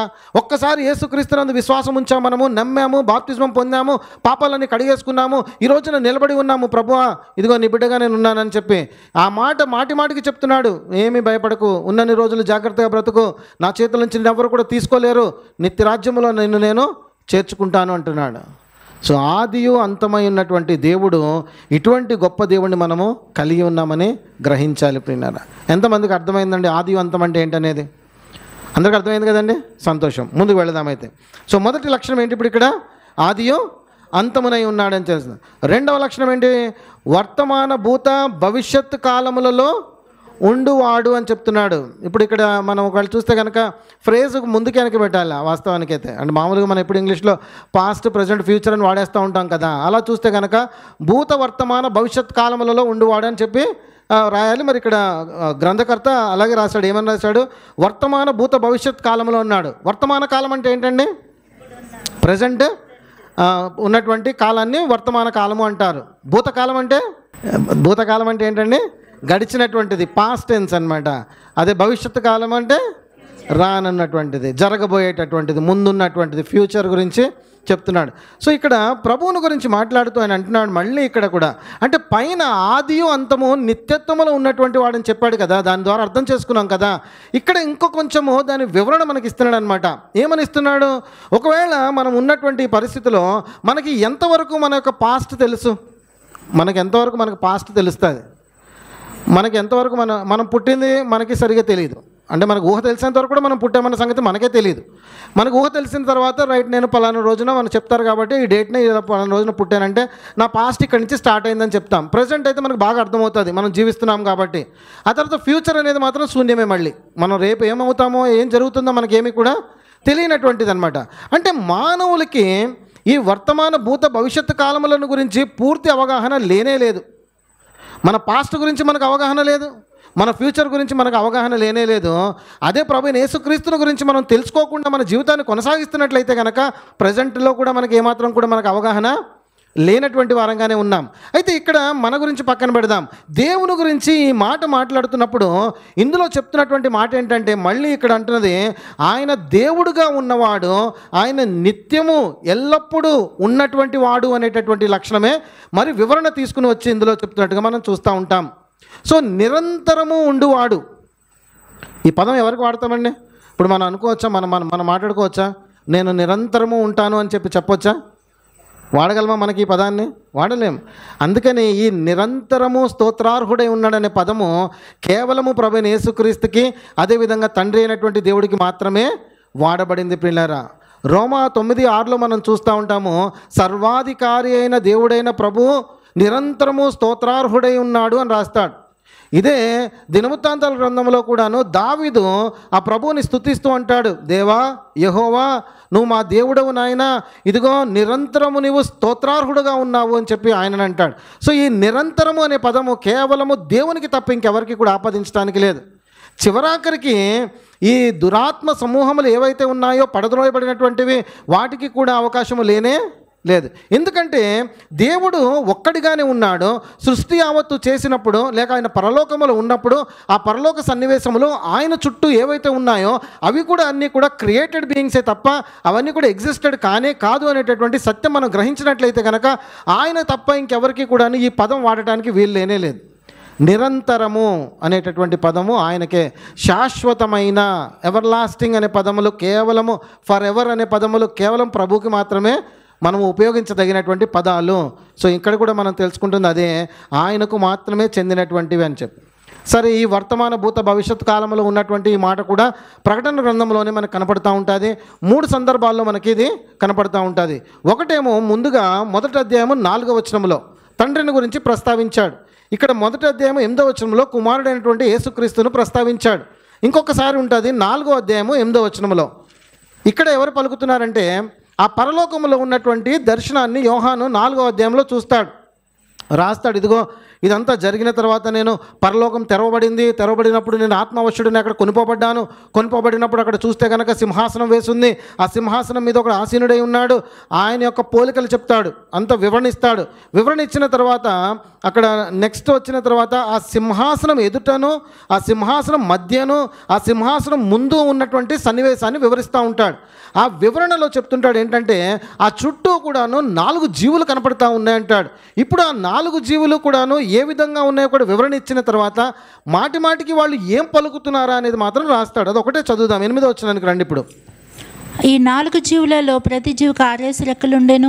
అవి చుట్టూను రెక్కల లోపటను కన్నులతో నిండి ఉన్నవి. అవి భూత వర్తమాన భవిష్యత్ కాలములలో ఉండు సర్వాధికారియు దేవుడు నగు ప్రభువు పరిశుద్ధుడు పరిశుద్ధుడు పరిశుద్ధుడు అని మానక రాత్రింబగలు చెప్పుచుండును. ఇక్కడ సీక్వెన్స్ బాగానే ఉంది. ఇక్కడ భూత వర్తమాన భవిష్యత్ కాలములలో ఉండు సర్వాధికారియు దేవుడు నగు ప్రభువు ఎప్పుడు కూడా మనం పలుకుతున్న మాట పరిశుద్ధుడు పరిశుద్ధుడు పరిశుద్ధుడని మానక రాత్రింబవళ్ళు చెప్పుచుండును. సో ఆయన యొక్క గుణ లక్షణాన్ని మాటికి అంటే పరలోకంలో ఏదైనా మనకి వినపడుతుంది అని మనం చూస్తే కనుక ఈ మాటలు వినపడుతూ ఉంటాయండి. పరిశుద్ధుడు పరిశుద్ధుడు పరిశుద్ధుడు.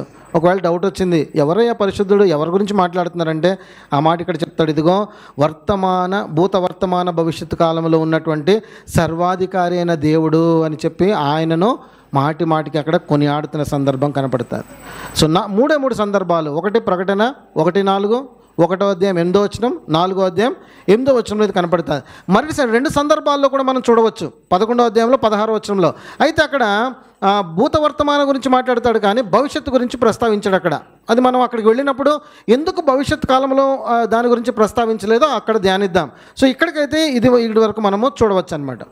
సో ఇది ఇప్పుడు సాధారణంగా యేసుక్రీస్తు శరీరధారిగా ఈ లోకానికి వచ్చినటువంటి దినములలో చాలామంది యేసుక్రీస్తుతో పాటు వెళుతూ ఉన్నారు, శిష్యులు వెంబడిస్తూ ఉన్నారు. ఆయన చుట్టూ చాలామంది శాస్త్రులు పరిచయులు కూడా వెళుతూ ఉన్నారు. అయితే అనేక సందర్భాలలో యేసుక్రీస్తు ఇది చెప్తా వస్తున్నారు, నేనే అని చెప్తా ఉంటే ఎవరు కూడా నమ్మట్లేదన్నమాట. ఒకానొక రోజున యూదులకి అదేవిధంగా యేసుక్రీస్తుకి ఒక డిస్కషన్ స్టార్ట్ అయింది. ఎప్పుడు కూడా ఆయనను ఇరికించాలని చెప్పి ప్రయత్నం చేస్తూ ఉంటారు కదా. అదేవిధంగా ఆయనతో పాటు ఒక సంభాషణ మొదలైందనమాట. అందరూ కూడా యోహాను సువార్త 8వ అధ్యాయానికి రండి. సో ఈ సంభాషణ మొదలైనప్పుడు 8వ అధ్యాయంలో 31వ వచనంలో చూడవచ్చు. కాబట్టి యేసు తనను నమ్మిన యూదులతోటి మీరు నా వాక్యమందు నిలిచిన వారైతే నిజముగా నాకు శిష్యులయ్యుందురు అని ఉండి సత్యమును గ్రహించెదరు అని చెప్తాడు. ఇప్పుడు నమ్మినటువంటి వారికి కూడాను మాటికి ప్రభు తనను తాను బయలుపరుచుకుంటూ ఉండేవాడు. సో ఇక్కడ కొంతమంది యూదులు వచ్చి ఆయనతో పాటు తిరుగుతూ ఉన్నారు. సరే ప్రభు నమ్మారు కదా అంటే ఎంతవరకు విశ్వసిస్తారు వీళ్ళు అనేది ప్రభు చూస్తూ వచ్చాడు. అయితే వీళ్ళకి ప్రభువుకి జరిగినటువంటి సంభాషణలో వాళ్ళు ఎంత మితమైనటువంటి జ్ఞానం కలిగి ఉన్నారు, ప్రభువు ఎంత అపరిమితమైనటువంటి వాడు, లేకపోతే ఎప్పుడు ఉన్నటువంటి వాడో ఈ సత్యాన్ని వాళ్ళు గుర్తెరగట్లేదు. అయితే వీళ్ళ మధ్య జరుగుతున్న సంభాషణ ఒకసారి చూద్దాం. 31, 32లో ప్రభు చెప్పిన మాట చూడండి. కాబట్టి యేసు తను నమ్మిన యూదులతో మీరు నా వాక్యమందు నిలిచిన వారైతే నిజముగా నాకు శిష్యులై మీరు నా వాక్యమందు నిలిచి ఉంటే నాకు శిష్యులై ఉంటారు, అప్పుడు సత్యం మిమ్మల్ని ఏం చేస్తుంది, గ్రహించెదరు, స్వతంత్రులుగా చేస్తుంది అని చెప్తారు. సో 32వ వచనంలో సత్యం మిమ్మలను స్వతంత్రులుగా చేస్తుంది అని చెప్తారు. వెంటనే ఇప్పుడు వాళ్ళు అంటారు కదా, మేము అబ్రహాము సంతానమే. ఎక్కడికి వెళ్ళిపోయారండి వీళ్ళందరూ కూడా డైరెక్ట్గా ఇప్పుడు అబ్రహాం దగ్గర వెళ్ళిపోయారు. అంటే అబ్రహాము విశ్వాసం వలన నీతిమంతుడిగా తీర్చబడ్డాడు, ఆయన ద్వారా మేము దేవుని యందు విశ్వాసం ఉంచి వచ్చాము కాబట్టి మేము అబ్రహాము యొక్క సంతానమే అని చెప్పి వారు ఎత్తిపెట్టారు. సో ప్రభు ఏం చెప్తున్నాడు, నా యందు విశ్వాసం ఉంచండి అన్నాడు. కానీ వీళ్ళు ఇప్పుడు ఏం చెప్తున్నారు, మేము అబ్రహాం యొక్క సంతానము అని చెప్తున్నారు. తర్వాత చూడండి ఏమంటారు, మేము ఎన్నడూను ఎవనికి దాసులమై ఉండలేదే. వారు ఇదిగో మీరు వాక్యమును అంగీకరిస్తే స్వతంత్రులు అవుతారు అని ప్రభు చెప్తే వీళ్ళు అంటున్నారు కదా, మేము ఎవరికి కూడా దాసులముగా లేము కదా అంటారు. అంటే మేము బానిసత్వములో కానీ చెరలో కానీ లేము కదా, అబ్రహాము ద్వారా మేమందరం కూడా స్వతంత్రులుగా ఎంచబడినటువంటి వారము కదా అని చెప్పి వారు చెప్తున్నారు. ఇప్పుడు దానికి ప్రభు ఏం చెప్తున్నారు చూడండి 34వ వచనంలో. అందుకు యేసు పాపము చేయ ప్రతివాడును పాపమునకు దాసుడని. డైరెక్ట్గా ప్రభు ఎక్కడికి వచ్చేసారు, ఎవరైతే పాపము చేస్తారో వాళ్ళు ఎవరో అందరూ కూడాను పాపముకు దాసులుగానే ఉంటారని మీతో నిశ్చయముగా చెప్పుచున్నానని చెప్పి అక్కడ చెప్పడం జరుగుతుంది. వెంటనే వీళ్ళందరూ కూడాను ప్రభు మీద తిరుగుబాటు చేస్తారు పిన్నారా. తిరుగుబాటు చేసినప్పుడు ప్రభు తనను తాను మళ్ళీ చెప్పుకుంటూ ఉంటాడు. ఇదిగో నేను 38వ వచనానికి వచ్చేయండి. నేను నా తండ్రి వద్ద చూచిన సంగతులే బోధిస్తున్నాను, ఆ ప్రకారమే మీరు మీ తండ్రి వద్ద వినిన వాటిని మీరు జరిగిస్తున్నారన్నాడు. ఇప్పుడు ఏంటి ఇక్కడ వ్యత్యాసము? వాళ్ళు కూడా తండ్రి దేవుడే అంటున్నారు, ఇక్కడ ప్రభు కూడా మరి నా తండ్రి నేను చేస్తున్నాను, మీ తండ్రి మీరు చేస్తున్నాను. ఎవరి గురించి మాట్లాడుతున్నాడండి ఇక్కడ? అపవాది గురించి మాట్లాడుతున్నాడు ప్రభువు. నేనైతే తండ్రి చేసిన సంగతులను చూస్తున్నాను, తండ్రి వద్ద నుంచి వచ్చిన వాడను, తండ్రి చెప్పినవే నేను చేస్తున్నానని చెప్పి ఆయన అంటే, మీరు మాత్రము మీ తండ్రి యొద్ద వినినే అంటారు. 41లో కూడా చూస్తే మీరు మీ తండ్రి క్రియలే చేయుచున్నారని వారితో చెప్పాను. సో ఈ తండ్రి ఎవరి గురించి చెప్తున్నాడంటే 44వ వచనంకి వెళ్ళిపోవాలండి. అక్కడ అర్థమవుతుంది, మీరు మీ తండ్రి యగు అపవాది సంబంధులు, మీ తండ్రి దురాశలను నెరవేర్చుకోరుచున్నారు అన్నాడు. సో ఇక్కడ సంభాషణ ఎలా సాగుతుందో చూడండి. ప్రభు అన్నారు, మీరు నా యందు విశ్వాసం ఉంచి సత్యమందు నిలిస్తే మీరు స్వతంత్రులు అన్నారు. మేము దాసులము కాదు, మేము స్వతంత్రులమే అన్నారు యూదులు. అయితే పాపము చేసే ప్రతి ఒక్కడు కూడా పాపానికి దాసుడు అన్నాడు ప్రభువు. వాళ్ళు మేము ఏమాత్రం కూడా పాపము లేదు అన్నట్టుగా మాట్లాడుతూ ముందుకు వస్తారు. వచ్చిన తర్వాత తండ్రిని గురించి ప్రస్తావించి ప్రభు అంటారు, నేను నా తండ్రిని చూసే నేను అన్నీ చేస్తున్నాను, మీరైతే మీ తండ్రిని చూసి చేస్తున్నారు. ఇంతకీ వారు ఏ తండ్రిని చూస్తున్నారంటే అపవాది యొక్క సంబంధులుగా వారి యొక్క క్రియలను జరిగిస్తున్నారు. సో ఇదంతా జరిగేటప్పటికి ఈ యొక్క డిస్కషన్ అంతా కూడా హీట్ అయిపోయిందనమాట. ఇక హీట్ అయిపోయిన తర్వాత ఏమైపోయింది, ఇక్కడ ఆ యూదులకి బాగా కోపం వచ్చేసింది. కోపం వచ్చిన తర్వాత 49వ వచనానికి రండి ఒకసారి. 48 యేసు 48. అందుకు యూదులు, నీవు సమరయుడవును, దయ్యం పట్టిన వాడు. ప్రభు ఏమన్నారు, మీరే అపవాది సంబంధులు, అపవాది చేస్తున్న పనులు చేస్తున్నారని చెప్తే వీళ్ళు తిరగబడి ఇప్పుడు ప్రభుని ఏమంటున్నారు, ఇక్కడ నువ్వే దయ్యం పట్టినటువంటి వాడువు, నువ్వే సమరయుడు అన్నారు. మళ్ళీ కిందకి వెళితే కనుక అక్కడ కూడా ఇదే మాట అంటారు. 52లో కూడా చూడండి. అందుకు యూదులు, నీవు దయ్యం పట్టిన వాడవని ఇప్పుడు ఎరుగుదుము. అబ్రహామును ప్రవక్తలను చనిపోయాలి, ఆయనను ఒకడు నా మాట గైకొన్న ఎడలా వాడు ఎన్నడూను మరణము రుచి చూడడు అని నువ్వు చెప్పుచున్నావు. ఇప్పుడు సబ్జెక్ట్ అక్కడి నుంచి ఎక్కడికి వచ్చేసిందంటే ఇప్పుడు నిత్యత్వం గురించి మాట్లాడటానికి వచ్చింది. ఇప్పుడు ఇక్కడ ఏమంటున్నారు, ఎవరైతే నీ యందు విశ్వాసం ఉంచుతారో లేకపోతే నీ మాట గైకొంటారో వాళ్ళెన్నరూ మరణం చూడని నువ్వు చెప్తున్నావు కదా, అది ఎలా సాధ్యమవుతుంది? అబ్రహాము మన ముందున్నటువంటి ప్రవక్తలందరూ కూడా నశించిపోయారు కదా అని చెప్పి ప్రభు ఇక్కడ ఎత్తిపెట్టారు. చదవండి 53వ వచనము. మన తండ్రి అయిన అబ్రహాం చనిపోయాను కదా, నీ వతని కంటే గొప్పవాడు ప్రశ్నిస్తున్నారు. అబ్రహాము కంటే నువ్వేమైనా గొప్పవాడువా? ప్రవక్తలు కూడా చనిపోయారు, నిన్ను నీవెవడవని చెప్పుకొనిచున్నావని ఆయన అడిగిరి. ఇప్పుడు ప్రభు అంటారు 54, 55 వచనాలలో, ఇదిగో నా గొప్పతనం నేనే చెప్పుకున్నట్లయితే కనుక నా మహిమ ఒట్టిదైపోతుంది. నా తండ్రి నన్ను ఎప్పుడు కూడా మహిమపరుస్తూ ఉన్నాడు, ఎన్నో మార్లు మీకు చెప్పాను నేను ఈ సంగతులు అని చెప్తారు. 56కి వెళ్ళిపోండి. మీ తండ్రి అయిన అబ్రహాము నా దినము చూతునని మిగులు ఆనందించెను, అది చూచి సంతోషించెను. ఈ మాట అనగానే ఇంకా రగిలిపోయి ఉంటారండి. ఏంటి, నువ్వేమో చూస్తేనేమో 50 సంవత్సరాలు కూడా వయసు లేదు నీకు, తీరా నువ్వు అంటున్నటువంటి మాట ఏంటంటే అబ్రహాము నా దినము చూడాలని మిగులు ఆనందించాడు, అది చూసి సంతోషించాడు కూడా అంటున్నాడు. అర్థమవుతుందండి? అంటే అబ్రహాము ఎప్పుడు చనిపోయాడు, ఎప్పుడు అసలు అబ్రహాముకి ప్రభుకి అసలు సంబంధమే లేనటువంటి ఒక పరిస్థితి నుంచి వివరించుకుంటూ వచ్చి అబ్రహాము ఇదిగో ఎంతో ఆనందించాడు, అబ్రహాము ఈ దినాన్ని చూడటానికి ఆశించాడు అని చెప్పి ఆ మాటని ఇక్కడ ప్రస్తావించాడు. తర్వాత యేసు, అబ్రహాం పుట్టక మునుపే నేను ఉన్నానని మీతో నిశ్చయంగా చెప్పుచున్నాను నేను. ఇంతకీ ఫైనల్గా ఒక కంక్లూజన్కి ఎక్కడ తీసుకొచ్చారండి ప్రభు ఈ డిస్కషన్ అంతట్లో కూడాను? అబ్రహాము కన్నా ముందు నేను ఉన్నవాడను, ఇంకా ఏమంటాడు, అబ్రహాము పుట్టక మునిపే నేను ఉన్నటువంటి వాడను. అంటే దీన్ని ఎక్కడికి తీసుకెళ్ళిపోయారు ఆయన? ఇటర్నిటీకి తీసుకెళ్ళిపోయారు. అంటే ఒక సంభాషణ యూదులకి ప్రభుకి మధ్య జరుగుతున్నటువంటి ఒక సంభాషణ, ఆయన ఎందుకు విశ్వాసం ఉంచడం వలన ఏ విధంగా వాళ్ళు స్వతంత్రులు అవుతారో అది వివరించుకుంటూ వచ్చి నిత్యత్వానికి తీసుకుని వెళ్ళిపోయారు. నేను ఎప్పుడు ఉన్నాను అంటున్నాడు, అబ్రహాము పుట్టక మునిపే నేను ఉన్నవాడును అని చెప్పి ఇది ఇక్కడ స్థాపించారు పిల్లరా. కేవలము అబ్రహాము గురించినటువంటి ఈ మాట ద్వారానే ఇది ఆయన పలుకుతున్నారా అని చూస్తే కనుక కాదు పిల్లరా, ఇంతకు మించి చాలా వచనాలు మనకి ఇందులో కనపడతాయి. సో మొదట మనము చూస్తున్నాము ఆయన అల్ఫా ఒమేగాగా ఉన్నప్పుడు ఆయన నిత్యము ఉన్నవాడని చెప్పి సత్యాన్ని గ్రహిస్తున్నాం. ఇప్పుడు ఇక్కడ వర్తమాన భూత భవిష్యత్ కాలంలో ఉన్నవాడని చూస్తున్నప్పుడు ఆయన ప్రీ ఎగ్జిస్టెన్స్ గురించి మనం చూడగలుగుతున్నాం. అంటే ముందుగా ఉన్నవాడు అనే సత్యాన్ని ఈ లక్షణం ద్వారా మనము గుర్తించగలుగుతున్నాం. గ్రహిస్తున్నారండి? కొన్ని వచనాలని చూద్దాము, ఆ తర్వాత ఇంకా కొంత మనకి కొంచెం క్లారిటీ వస్తుంది. రండి ఒక్కసారి యోహాను సువార్త మొదటి 3 అధ్యాయాల్లో మనకు తెలుసు. మొదటి అధ్యాయంలో అందరికీ తెలిసిన సుపరిచితమైనటువంటి వాక్యం ఇదే. అందులో ఉన్నటువంటిది ఏమంటాడు? కలిగి ఉన్నది ఏదియో ఆయన లేకుండా కలుగలేదు అంటాడు. ఆది యందు వాక్యం ఉండెను, వాక్యం దేవుని వద్ద ఉండెను, వాక్యమే దేవుడే ఉండెను, ఆయన ఆది యందు దేవుని వద్ద ఉండెను, సమస్తము ఆయన మూలంగా కలిగాను. సో ఆది యందు అంటే ముందే ఏమీ లేనప్పుడు ఆయన ఉన్నవాడుగా ఇక్కడ చెప్తున్నాడు. కలిగింది ఏదైనా ఉందంటే కూడా అది ఆయన లేకుండా కలగలేదు అనేది ఈ మాట చెప్తున్నాడు. 14వ వచనంలో ఆయన ఉన్నవాడే కానీ శరీరధారిగా ఈ లోకానికి దిగి వచ్చాడని.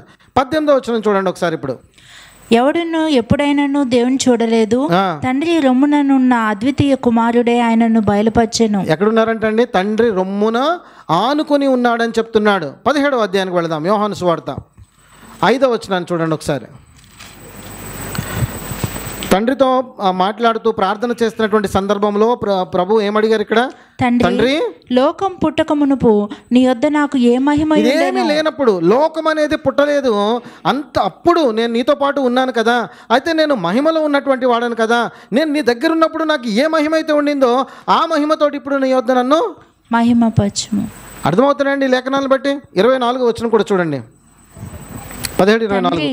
నేనెక్కడ ఉందనో అక్కడ నీవు నాకు అనుగ్రహించిన వారును నాతో కూడా ఉండవలననియు, నీవు నాకు అనుగ్రహించిన నా మహిమను వారు చూడవలననియు కోరుచున్నాను.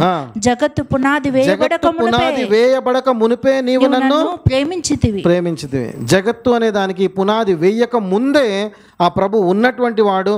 ఆయన అక్కడ ఆ ప్రేమను పొందినటువంటి వాడు, తండ్రి రొమ్మున ఆనుకున్నటువంటి వాడు అని మనకు అర్థమవుతున్నాయి. ఇదే పౌలు కొలసీలకు రాసినప్పుడు వివరిస్తాడు. చూడండి, ఈ మాటను మనం ఆల్రెడీ ధ్యానించాము, ఒకసారి చదువుకుందాం. కొలసీలకు రాసిన పత్రిక 1వ అధ్యాయము 15వ వచనం నుంచి. ఆయన అదృశ్య దేవుడును ఆయన అదృశ్య దేవుని స్వరూపి అయి సర్వ సృష్టికి ఆది సంభూతుడై ఉన్నాడు. ఆయన ఆది సంభూతుడుగా ఉన్నాడు. ఏలయనగా ఆకాశమందున్నవియు భూమి యందున్నవియు దృశ్యమైనవి గాని అదృశ్యమైనవి గాని అవి సింహాసనములైనను ప్రభుత్వములైనను ప్రధానులైనను అధికారములైనను సర్వము ప్రతి ఒక్కటి కూడా ఆయన యందు సృజింపబడింది, ఆయన ద్వారా ఆయనను బట్టే సృజింపబడింది అంటాడు. ఈ మాట ఇక్కడ గమనించండి. ఆయన అన్నిటికంటే ముందుగా ఉన్నవాడు. ఈ ఆయన అంటే ఎవరండి? ప్రభువైన యేసుక్రీస్తు. ఆయన నేనే ఆయనను అని చెప్పి ప్రస్తావించినటువంటి సందర్భాలను కూడా మనం చూసాము ప్రియులారా. మాటికి కూడాను తండ్రి అయిన దేవుడు నేనే ఆయనను అనే పదం వాడుతూ ఉంటాడు. సో అవే పదాలు మన ప్రభువైన యేసుక్రీస్తు కూడా ఉపయోగించినట్టు మనం గమనించవచ్చు. ఒక సందర్భంలో గెత్సెమనే తోటలో ఆయన ప్రార్థన చేసుకుంటూ ఉన్నప్పుడు యూదా సైనికులు తీసుకుని వెళతాడు. వెళ్ళినప్పుడు ఎవరిని వెతుకుతున్నారు మీరు అని అడుగుతారు. మేము యేసుక్రీస్తుని వెతుకుతున్నామంటే అప్పుడు ఆయన వాడిన పదం ఏంటి? అక్కడ నేనే ఆయనను అంటాడు. ఈ పదం అక్కడ వాడినట్టుగా మనం చూస్తాం. లూకాసు వార్తలో కూడా 22వ అధ్యాయము 70వ వచనంలో కూడాను ఈ మాట అక్కడ వాడతారు. ఆ మాట ఒకసారి చదవండి. లూకా 22:70 వచనంలో. అందుకు వారందరూ ఇక్కడ పెద్దల ముందు, ప్రధాన యాజకులు, శాస్త్రుల ముందు అంతా సమకూడినప్పుడు ఆ మహాసభలోనికి తీసుకువెళ్ళినప్పుడు అక్కడ ప్రభు గురించి మాట్లాడుతూ ఉన్నారు. అప్పుడు ఏమంటున్నారు చూడండి, నువ్వు క్రీస్తు అని అడిగితే అట్లయితే నీవు దేవుని కుమారుడువా అని అడగగా ఆయన మీరన్నట్టు నేనే ఆయననని వారితో చెప్పాను. నేనే ఆయనననే మాట ఏదైతే తండ్రి వాడాడో అదే పదాన్ని ప్రభువైన యేసుక్రీస్తు కూడా ఇక్కడ వాడుతున్నట్టుగా మనము గమనించవచ్చు ప్రియులారా. సో ఈ మాటలన్నింటిని బట్టి మనకు అర్థమవుతున్నది ఒక్కటే, ఏంటంటే ఆయన ముందుగా ఉన్నవాడు. ఇందాక మనం ఫస్ట్లో ఒకటి అనుకున్నాం, మన పాస్ట్, ప్రజెంట్, ఫ్యూచర్ గురించి ఆలోచించినప్పుడు మనకి ఎంత పాస్ట్ తెలుసు అంటే చాలా తక్కువ తెలుసు మన గురించి. మనం కొంచెం వెనక్కి వెళ్ళామనుకోండి, కేవలము మన తాతల వరకు మనకు తెలుసో, ఇంకా కొంచెము జ్ఞానమో లేకపోతే ఊహ తెలిసినట్లయితే కనుక వారి యొక్క పితరుల వరకు మనం తెలుసుకుంటాం, ముత్తాత వరకు తెలుసుకోవచ్చు. కానీ అంతకు మునుపు, దాని తర్వాత జరిగినటువంటివి, అంతకు ముందు జరిగిపోయినటువంటివి ఎవరికి కూడా జ్ఞాపకం ఉండవు. సో ఇటువంటి మానవునికి ఉన్నటువంటి ఈ కొంత మేధస్సుతోటి, అంటే మాధవ్ ఉన్నటువంటి కొంత బ్రెయిన్ తోటి దేవుని గురించినటువంటి గొప్ప సత్యాన్ని ఎలా గ్రహిస్తారు? గ్రహించలేరు.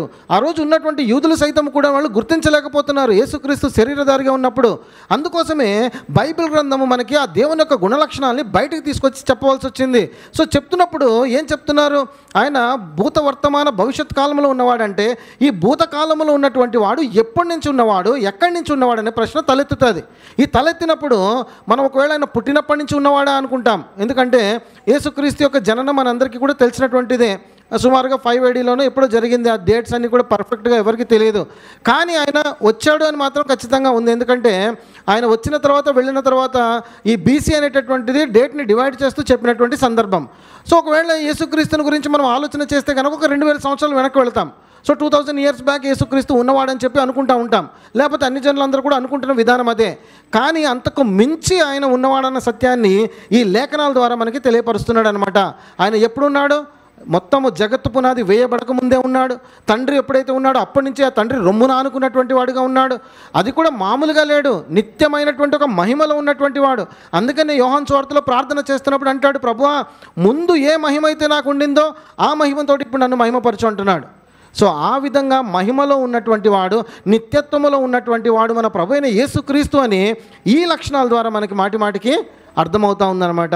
ఒకటి అల్ఫా ఒమేగా అని చూసినప్పుడు మనకు అర్థమవుతుంది ఈ లక్షణం ద్వారా ఆయన నిత్యము ఉన్నటువంటి వాడని. ఇది మనం చూస్తే వర్తమాన భూత భవిష్యత్ కాలంలో ఉన్నవాడని చూస్తే కనుక ఆయన ముందుగా ఉన్నవాడని చెప్పే లక్షణం మనకి అర్థమవుతుంది. ముందుగా, ఎంత ముందుగా? అన్నిటికన్నా ముందుగా, ఆది అందు ఆయన ఉన్నటువంటి వాడు అనేటటువంటి ఈ మాట మనకి అర్థమవుతుందన్నమాట. ఈ రెండు లక్షణాలని కూడా కలిపి హెబ్రీయులకు రాసిన పత్రిక 13వ అధ్యాయం 8వ వచనంలో ఒక మాట రాయబడి ఉంటుంది, యేసుక్రీస్తు నిన్న నేడు ఏకరీతిగా ఉన్నాడు అని చెప్పి రాస్తాడు. సో నిన్న అనే పదం ఎక్కడి దాకా వెళ్ళిపోతుందండి? నిన్న అంటే కేవలం నిన్న అని కాదు, సృష్టికి ముందుకి వెళ్ళిపోతుంది ఆ ఒక్క నిన్న అన్నటువంటి పదము. సో బైబిల్ మాటి మాటికి చెప్తున్న గొప్ప సత్యం ఏంటంటే ఆయన ముందుగా ఉన్నవాడు, నిత్యత్వములో ఉన్నటువంటి వాడు. ఈ సత్యం మనం తెలుసుకుంటేనే ఆ నిత్యత్వము ఇవ్వగలడు అని చెప్పి మనం నమ్మగలుగుతాము ప్రియులారా. మనమందరము కూడాను గ్రహించట్లేదు. అది నిజంగా దేవునికి స్తోత్రమనే చెప్పాలి ప్రియులారా. అంటే దేవుని యొక్క గుణలక్షణాలను పరిశీలనగా తెలుసుకుని రైట్, ఈయన యోగ్యుడు, ఈయన సమర్థుడు, నాకు నిత్య జీవం ఇవ్వగలిగినటువంటి వాడు అని చెప్పి మనం అర్థం చేసుకునేటటువంటి అది లేకుండానే పరిశుద్ధాత్మ మన హృదయంలో ఒక గొప్ప కార్యాన్ని చేశాడు. ఏం చేశాడు? ఈ లోకము పాపములో పట్టబడి ఉన్నాము, ఈ లోకములోంచి పాపములోంచి విడిపించగలిగింది ఎవరైనా ఉన్నారంటే అది యేసుక్రీస్తే అని ఒక సత్యాన్ని మనకి ముద్రించాడు హృదయంలో. ఆ సత్యాన్ని తెలుసుకుని మనం వెంటనే అంగీకరించాము, మన పాపాలు క్షమింపబడ్డాయి, మనం రక్షణ అనుభవంలోనికి వచ్చాము. అదేవిధంగా వాక్యం చదువుకుంటున్నాం, నిత్య జీవం అనే వాగ్దానం ఉన్నది కనుక మనం ఎప్పుడు కూడా నిరీక్షణ కలిగి ఉండాలి. ఇంతవరకు ఈ బేసిక్ నాలెడ్జ్ తోటి మనం అందరం కూడా చాలా సాటిస్ఫై అవుతున్నాము, అదే దానిలో మనం ముందుకు సాగిపోతున్నాం. కానీ ఒకవేళ ఇంకా డీప్గా వెళితే, ఈ డీప్గా వెళ్ళాల్సినటువంటి సందర్భం ఎప్పుడు కలుగుతుంది అంటే మనం ముందు ఎవరైనా ఒకళ్ళు వచ్చి యేసుక్రీస్తు యొక్క దైవత్వాన్ని మీకు శంకించారనుకోండి, అప్పుడు మీరు ఏం చెప్తారు? అప్పుడు యేసుక్రీస్తు యొక్క దైవత్వాన్ని కానీ లేకపోతే ఇప్పుడు మనం చూసినటువంటి అంశాలలో ఉన్నటువంటి ప్రశ్నలు కానీ మీ ముందుకు తీసుకొచ్చారనుకోండి, అప్పుడు ఏం కలుగుతుంది? ఎక్కడ లేని అవిశ్వాసం అంతా కూడా వచ్చి పడుతూ ఉంటుంది. ఎక్కడ లేని గురుగులన్నీ కూడా విత్తబడుతూ ఉంటాయి. ఎవరో అక్కర్లేదు, యెహోవా సాక్షులే మీ దగ్గరికి వస్తారు. వచ్చిన తర్వాత వాళ్ళు అంటారు, ఇదే యేసుక్రీస్తు దేవుడు కాదు, యేసుక్రీస్తు కేవలం ఒక దూతగా వచ్చినవాడు, ప్రవక్తగా వచ్చినటువంటి వాడు అంటారు. అయితే కాదు, ఆయన నిత్యత్వములో ఉన్నటువంటి వాడని చెప్పి ఈ లేఖనాలన్నింటినీ కూడా మనం చదువుకుని అవగాహన కలిగి ఉంటే కనుక మనం ధైర్యంగా నిలబడతాము. మనలో గురుగులు విత్తి మనల్ని ఈడ్చుకుపోగలిగినటువంటి శక్తి ఇంకేది కూడా ఉండదు. సో ఇప్పుడు ఈ సత్యాలన్నీ తెలుసుకోవడం సంఘానికి అవసరం అంటారా, అవసరం లేదంటారా? ఖచ్చితంగా అవసరమేనండి, ఖచ్చితంగా అవసరము. మనం ఇప్పుడు ఉన్నటువంటి రోజులలో అయితే మరి ముఖ్యంగా అవసరము ప్రియులారా. ఎందుకంటే ఇప్పుడు ఎంత జ్ఞానం విస్తరించిపోయిందంటే ప్రపంచవ్యాప్తంగా ఎప్పుడు ఎక్కడ ఏం జరుగుతున్నా సరే చిటికలో మనం ముందుంటున్నాయి. అంత మాత్రమే కాకుండా యేసుక్రీస్తు గురించినటువంటి మాకింగ్ ఏదైతే ఉన్నదో అది తారాస్థాయికి వెళ్ళిపోయిందనమాట. అంటే ఎంత ప్రభువుని హేళన చేస్తున్నటువంటి పరిస్థితులు వచ్చాయో అదంతా కూడా మన కళ్ళ ముందుకు వచ్చేసింది.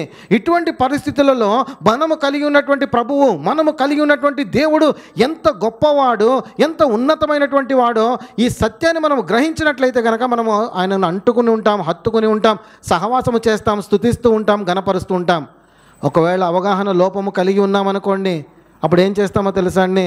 బలహీన పడిపోతాము, క్రమేపీ వెనకడుగు వేసేటటువంటి పరిస్థితిలోనికి వచ్చేస్తాము. అందుకనే మాటి మాటికి వాక్యం చదవాలి. ఆ వాక్యమే మనకి బలము, ఆ వాక్యమే మన హృదయంలో ఉంటే ఇతరాత్ర ఏది కూడా హృదయంలోనికి రాకుండా ఆపగలిగేది ఆ వాక్యమే. వాక్యము చదువుతూ దానిలోనే మనము బలంగా ముందుకు సాగిపోతూ ఉండాలి ప్రియులారా. మన ప్రభు అయిన యేసుక్రీస్తు కలిగి ఉన్నటువంటి గుణ లక్షణాల్లో ఒక లక్షణము అల్ఫా ఒమేగా, ఆది అంతమునే ఉన్నవాడు, మొదటివాడు కడపటివాడు. ఇది మనం తెలుసుకుంటున్నాం, అంటే నిత్యత్వంలో ఉన్నవాడు. రెండవది వర్తమాన భూత భవిష్యత్ కాలంలో ఉన్నటువంటి వాడు, అంటే ఆయన ప్రీ ఎగ్జిస్టెన్స్ గురించి మనం చూస్తున్నాం, ముందుగా ఉన్నటువంటి వాడు అని. మూడవ లక్షణానికి వెళ్ళిపోదాం రండి. మూడో లక్షణం ఏంటంటే ఈరోజు మనం చూసేది సర్వాధికారి. సర్వాధికారి సర్వాధికారి అంటే అర్థం ఏంటో చెప్పగలుగుతారు ఎవరైనా? సమస్తము పైన అధికారము కలిగిన వాడు. సరైనటువంటి సమాధానం ఏంటండి? సమస్తము పైన అధికారము కలిగిన వాడు. ప్రియులారా, ఈ మాట ఒకవేళ మనము గ్రహించలేదనుకుందాం. ఒకవేళ అపవాది సంబంధమైనటువంటి బోధన మన దగ్గరికి తీసుకుని వచ్చి అపవాది చాలా శక్తిమంతుడు తెలుసా, ప్రభు అయిన యేసుక్రీస్తు ఉపవాసం ఉన్నప్పుడే శోధించాడు, ఆయనను చాలా ముప్పతిప్పలు పెట్టాడు, అపవాదికి ఎంత బలం ఉందనుకున్నారు, వాడికి బాగా అధికారం కలిగినటువంటి వాడని చెప్పాడు అనుకోండి. అప్పుడు ఏమంటారు మీరు? అంటే ఇప్పుడు మనందరికీ తెలుసు కాబట్టి మీరు ఏమంటారు అర్థం కావట్లేదు. ఒకవేళ తెలియదు అనుకోండి, అప్పుడు ఏమంటారు? అవునా, అపవాదికి అంత శక్తి ఉందా, అంత బలం ఉందా అని చెప్పి అడుగుతాం.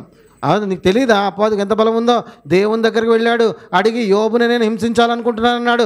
దేవుడు వెంటనే ఒప్పేసుకున్నాడు, సరే హింసించేసి అన్నాడు. ఎందుకు? అపవాది శక్తి గలవాడు. ఇటువంటి బోధన తీసుకొచ్చారనుకోండి, ఏం చేస్తారు అప్పుడు మీరు?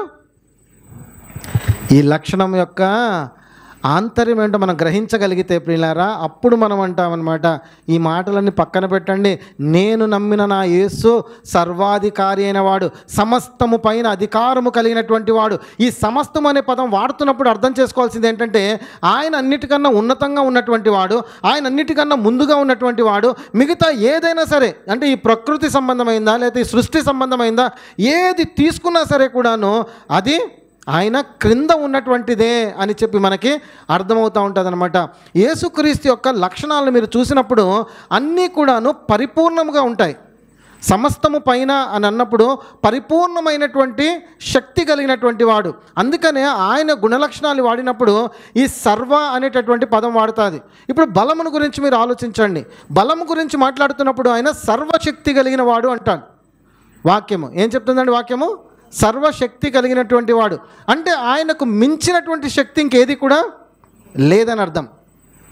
ఆయన సర్వజ్ఞాని అయిన దేవుడు అంటే ఆయనకు మించినటువంటి జ్ఞానం ఇంకేది కూడా లేదు. అంటే మొత్తం అంతట్లో కూడా ప్రభువు దృష్టికి మరుగై ఉన్నదంటే ఏది కూడా లేనే లేదు.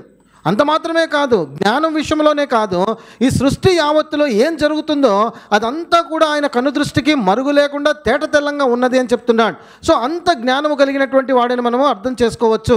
ఆ తర్వాత సర్వవ్యాపకమైన అంటే ఈ సృష్టి యావత్తులో ప్రభు వెళ్ళలేనటువంటి ప్లేస్ అనేది ఏది కూడా లేదు. అది పాతాళమైనా కావచ్చు, సో అది పరలోకమైనా కావచ్చు, ఏదైనా కానీ సర్వవ్యాపకమైన అంటే అన్ని వేళలా అన్ని స్థలాలలో ఉండగలిగినటువంటి సామర్థ్యం కలిగినటువంటి వాడనమాట. సో సర్వ అనేటటువంటి పదము ఈ విధంగా వాడబడుతూ ఉంటుంది. మరో పదాన్ని చూస్తాం మనము, సర్వోన్నతుడు అంటే అన్నిటికన్నా అత్యున్నతమైనటువంటి సింహాసనం మీద ఆసీనుడైనటువంటి వానికి ఇవ్వబడినటువంటి బిరుదు సర్వోన్నతుడు, ఉన్నతమైనటువంటి స్థలములలో నివసించువాడు.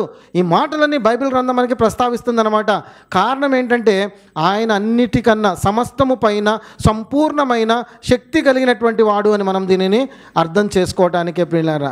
ఈ లోక సంబంధమైనటువంటి అధికారాలు మనం చూస్తున్నాం. లోక సంబంధమైనటువంటిది మీ అందరికీ కూడా ఒక డౌట్ రావచ్చు ప్రియులారా, ఇప్పుడు సర్వం పైన అధికారం కలిగినటువంటి దేవుడు కదా, మరి సర్వాధికారము కలిగినటువంటి దేవుడు ఈ భూమి పైన ఉన్నటువంటి అధికారులకు తన ఆధీనంలో తీసుకుని ఈ సువార్త అంతా కూడా ఒక్కసారిగా ప్రకటించేయచ్చు కదా. లేకపోతే కనుక ఆలోచన చేద్దాము, ఎక్కడ పర్సిక్యూషన్ బాగా ఎక్కువగా ఉందండి ఇప్పుడు మొత్తం ప్రపంచం అంతట్లో కూడాను పర్సిక్యూషన్ ఎక్కడ అధికంగా ఉంది? మన భారతదేశంలో తీసుకుంటే కనుక యూపీ ప్రాంతంలోనూ లేక ఇతరత్ర మన నార్త్ ఏరియాస్లో అధికంగా కనపడుతుంది. ఇంకా బయట మన భారతదేశం కాకుండా ఇంకా బయట చాలా చోట్ల చాలా దేశాలలో విపరీతమైనటువంటి ఈ క్రైస్తవులను హింసించినటువంటి పద్ధతులు ఉన్నాయి. మరి ఇప్పుడు అక్కడ ఉన్నటువంటి అధికారులు ఎవరని మనం చూస్తే కనుక అక్కడ ఎవరుంటున్నారు? ఆయా దేశాలను పరిపాలిస్తున్నటువంటి ప్రధానమంత్రులు, అదేవిధంగా ఈ మినిస్టర్స్ కానీ లేకపోతే ఇతరత్ర ప్రెసిడెంట్స్ కానీ ఎవరైతే ఉన్నారో వాళ్ళందరూ ఉంటున్నారు. అయితే సమస్తము పైన అధికారము కలిగినటువంటి దేవుడిని గుర్తుపెట్టుకోవాల్సిన విషయం ఏంటంటే ఈ భూమి మీద ఉన్నటువంటి అధికారాలు ఏవైతే ఉన్నాయో అవన్నిటినీ కూడాను ఇస్తున్నటువంటిది ఆ దేవుడే. ఇంతమందికి అధికారం ఎవరిస్తున్నారండి? ఆ దేవుడే ఇస్తున్నాడు. రోమీలకు రాసిన పత్రిక 13వ అధ్యాయము మొదటి 2 వచనాలలో కూడా ఇదే మాట మనకి ప్రస్తావించబడుతుంది. ఈ లోకంలో ఇవ్వబడిన అధికారం ఏదైనా ఉన్నదంటే అది దేవుని వలననే ఇవ్వబడింది అని చెప్తున్నాడు. సో అంతా కూడాను జరగటానికి, అంటే తాను నిర్ణయించిన ప్రకారము అన్నీ కూడాను సమకూడి జరగటానికి దేవుడు ఈ రీతిగా ఈ ప్రపంచంలో ప్రతి ఒక్కరికి కూడా అధికారం ఇచ్చి నిలబెడతా ఉన్నాడు. సో అది కొనసాగుతూ ఉంది. ఎప్పటి వరకు కొనసాగుతుంది? ఆయన సమయం వచ్చేంత వరకు కూడా ఇలాగా కొనసాగుతుంది ప్రియులారా. ప్రభు సమయం వచ్చేంత వరకు కూడాను ప్రతిదీ ఏది ఎలా జరగాలని నిర్ణయించాడో అలా జరగటానికి దేవుడు ఏర్పరచాడని లేఖనం చెప్తా ఉంది. సో కాబట్టి సర్వము పైన అధికారం కలిగిన వాడు ఈ భూమిపైన అధికారం లేదా అంటే ఈ అధికారులను నియమించేది కూడా ఎవరు? మన ప్రభువే. సో రోమా పత్రిక ప్రకారము అంతకు మునుపు ఇశ్రాయేలీయులను పరిపాలించినప్పుడు సౌలును ఎవరు నియమించారు?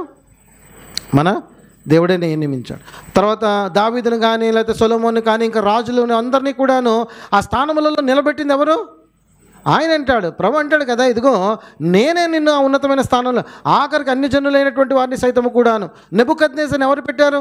దేవుడే పెట్టాడు. దానియేలు గ్రంథంలో అదే చెప్తాడు, ఇదిగో నీకు రాజ్యమునిచ్చి సకల బలమునిచ్చి ఐశ్వర్యమునిచ్చి నిలబెట్టినటువంటి వాడు దేవుడే అని చెప్తా ఉంటాడు. సో అన్ని జనులైనప్పటికీ కూడాను ఎవరు నిలబెడుతున్నారంటే ఆ దేవుడే నిలబెడుతున్నాడు. సో సర్వము పైన అధికారం ఇచ్చినటువంటి వాడు ఆయనే అని మనము గుర్తుపెట్టుకోవాలి. అంటే ఇదంతా కూడా కొనసాగటానికి దేవుడు ఆ విధంగా నడిపిస్తూ ఉన్నాడు. ఆ తర్వాత మన ప్రభు అయిన యేసుక్రీస్తు యొక్క అధికారం గురించి ఆలోచించి ముగించేసుకుందాం ప్రియులారా. సో ప్రభు అయిన యేసుక్రీస్తుకి ఏ అధికారం ఉన్నాయి, ఎక్కడెక్కడ అధికారాలు ఉన్నాయి? ఏమైనా సమాధానం చెప్తారా? ప్రభు అయిన యేసుక్రీస్తుకి ఏమైనా అధికారం ఉందంటారా? ఎక్కడన్నా? పాపము క్షమించడానికి అధికారం కలిగిన వాడు, ఇంకా తీర్పు తీర్చడానికి అధికారం కలిగిన వాడు, ఇంకేమైనా చెప్తారా? మొత్తం అన్ని చారి గారు చెప్పేసేలా ఉన్నారు లైన్గా. సంఘమంతా ఆలోచించాలని ప్రశ్న వేస్తున్నాను నేను. చెప్పండి. మరణం పైన అధికారం, ప్రైజ్ ద లార్డ్. ఇంకా చెప్పండి. అంటే మన ప్రభుకి ఎంత అధికారం ఉంది మీరు గుర్తించారా లేదా అని ప్రశ్న వేస్తున్నాను. సర్వాధికారాన్ని గుర్తించారు. దేని పైన అధికారం ఉంది? 3 చెప్పారు. ఇంకా సృష్టి పైన, ఇంకా చెప్పండి. ఏదో చెప్పారు, చెప్పండి.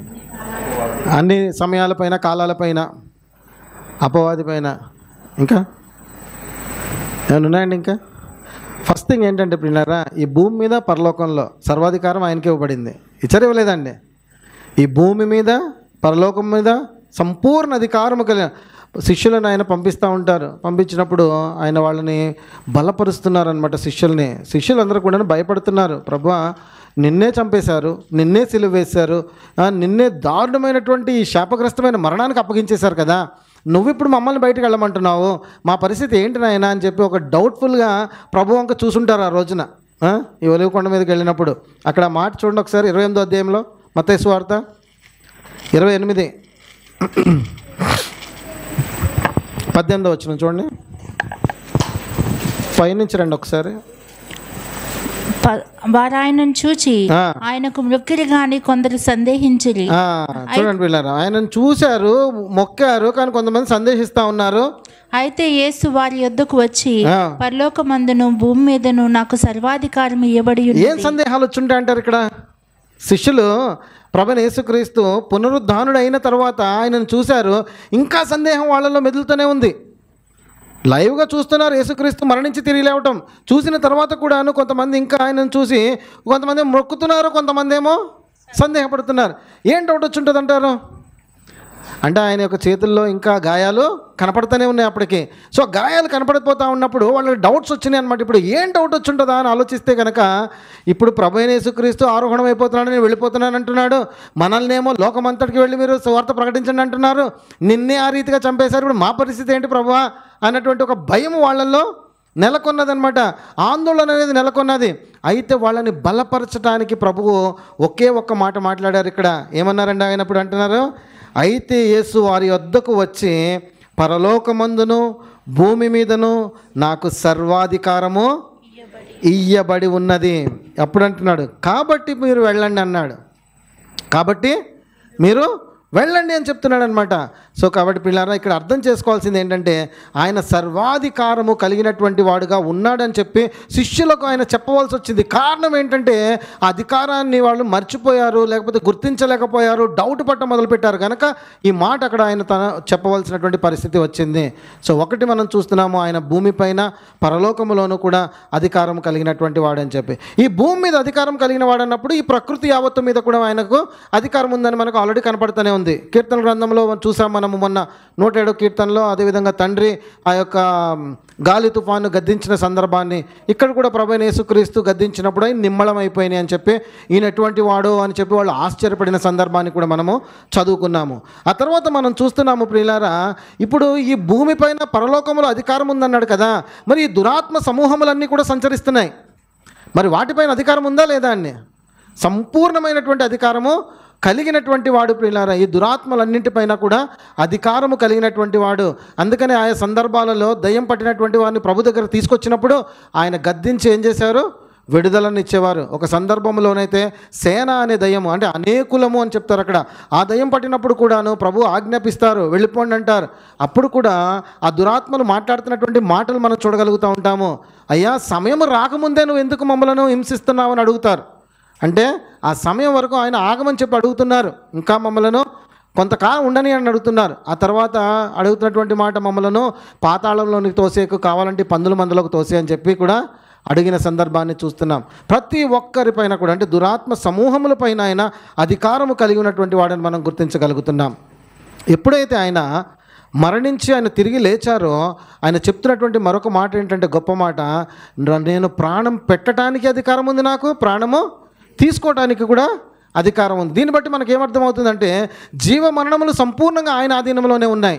ఒక మనిషికి జీవం ఇవ్వగలిగింది ఆయనే, ఒక మనిషిని మరణింప చేయగలిగింది కూడా ఆయనే.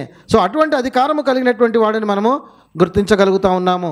మనందరము కూడా ఒక రోజున ఎత్తబడిపోతాము. అందరము కూడా ప్రభు సింహాసనం ముందు నిలబడి ఉంటాం. ఎవరు తీర్పు తీరుస్తారండి?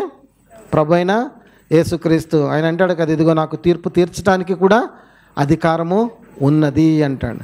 సో ఈ అధికారాలన్నీ కలిగినటువంటి ప్రభువు మనము కలిగి ఉన్నాం. ఇంకా పాత నిబంధన గ్రంథంలో ఉన్నటువంటి ఆయన సర్వాధికారాన్ని వివరించుకుంటూ వస్తే కనుక అనేకమైన వచనాలు మనకు కనపడతా ఉంటాయి. సో ఈ రోజున మనము ప్రాముఖ్యంగా తెలుసుకున్నటువంటి అంశం ఏంటంటే ప్రియులారా, మన దేవుడు కలిగి ఉన్నటువంటి గుణలక్షణాలని మనం ఒకవేళ తెలుసుకున్నట్లయితే కనుక ఆయనతో మనం ఇంకా బలమైన సహవాసాన్ని కలిగి ఉంటాం. నా ప్రభువు నాకు సంతోషాన్ని ఇవ్వగలడు, నా ప్రభు సన్నిధానంలో సంతోషం ఉన్నదన్నటువంటి సత్యం మనము గ్రహిస్తే కనుక ఏం చేస్తాం? మనము ఆ సంతోషాన్ని పొందుకోవడానికి ఆశపడుతూ ఉంటాం. ప్రియులారా, ఈ రోజున ఒక విషయం గమనించండి.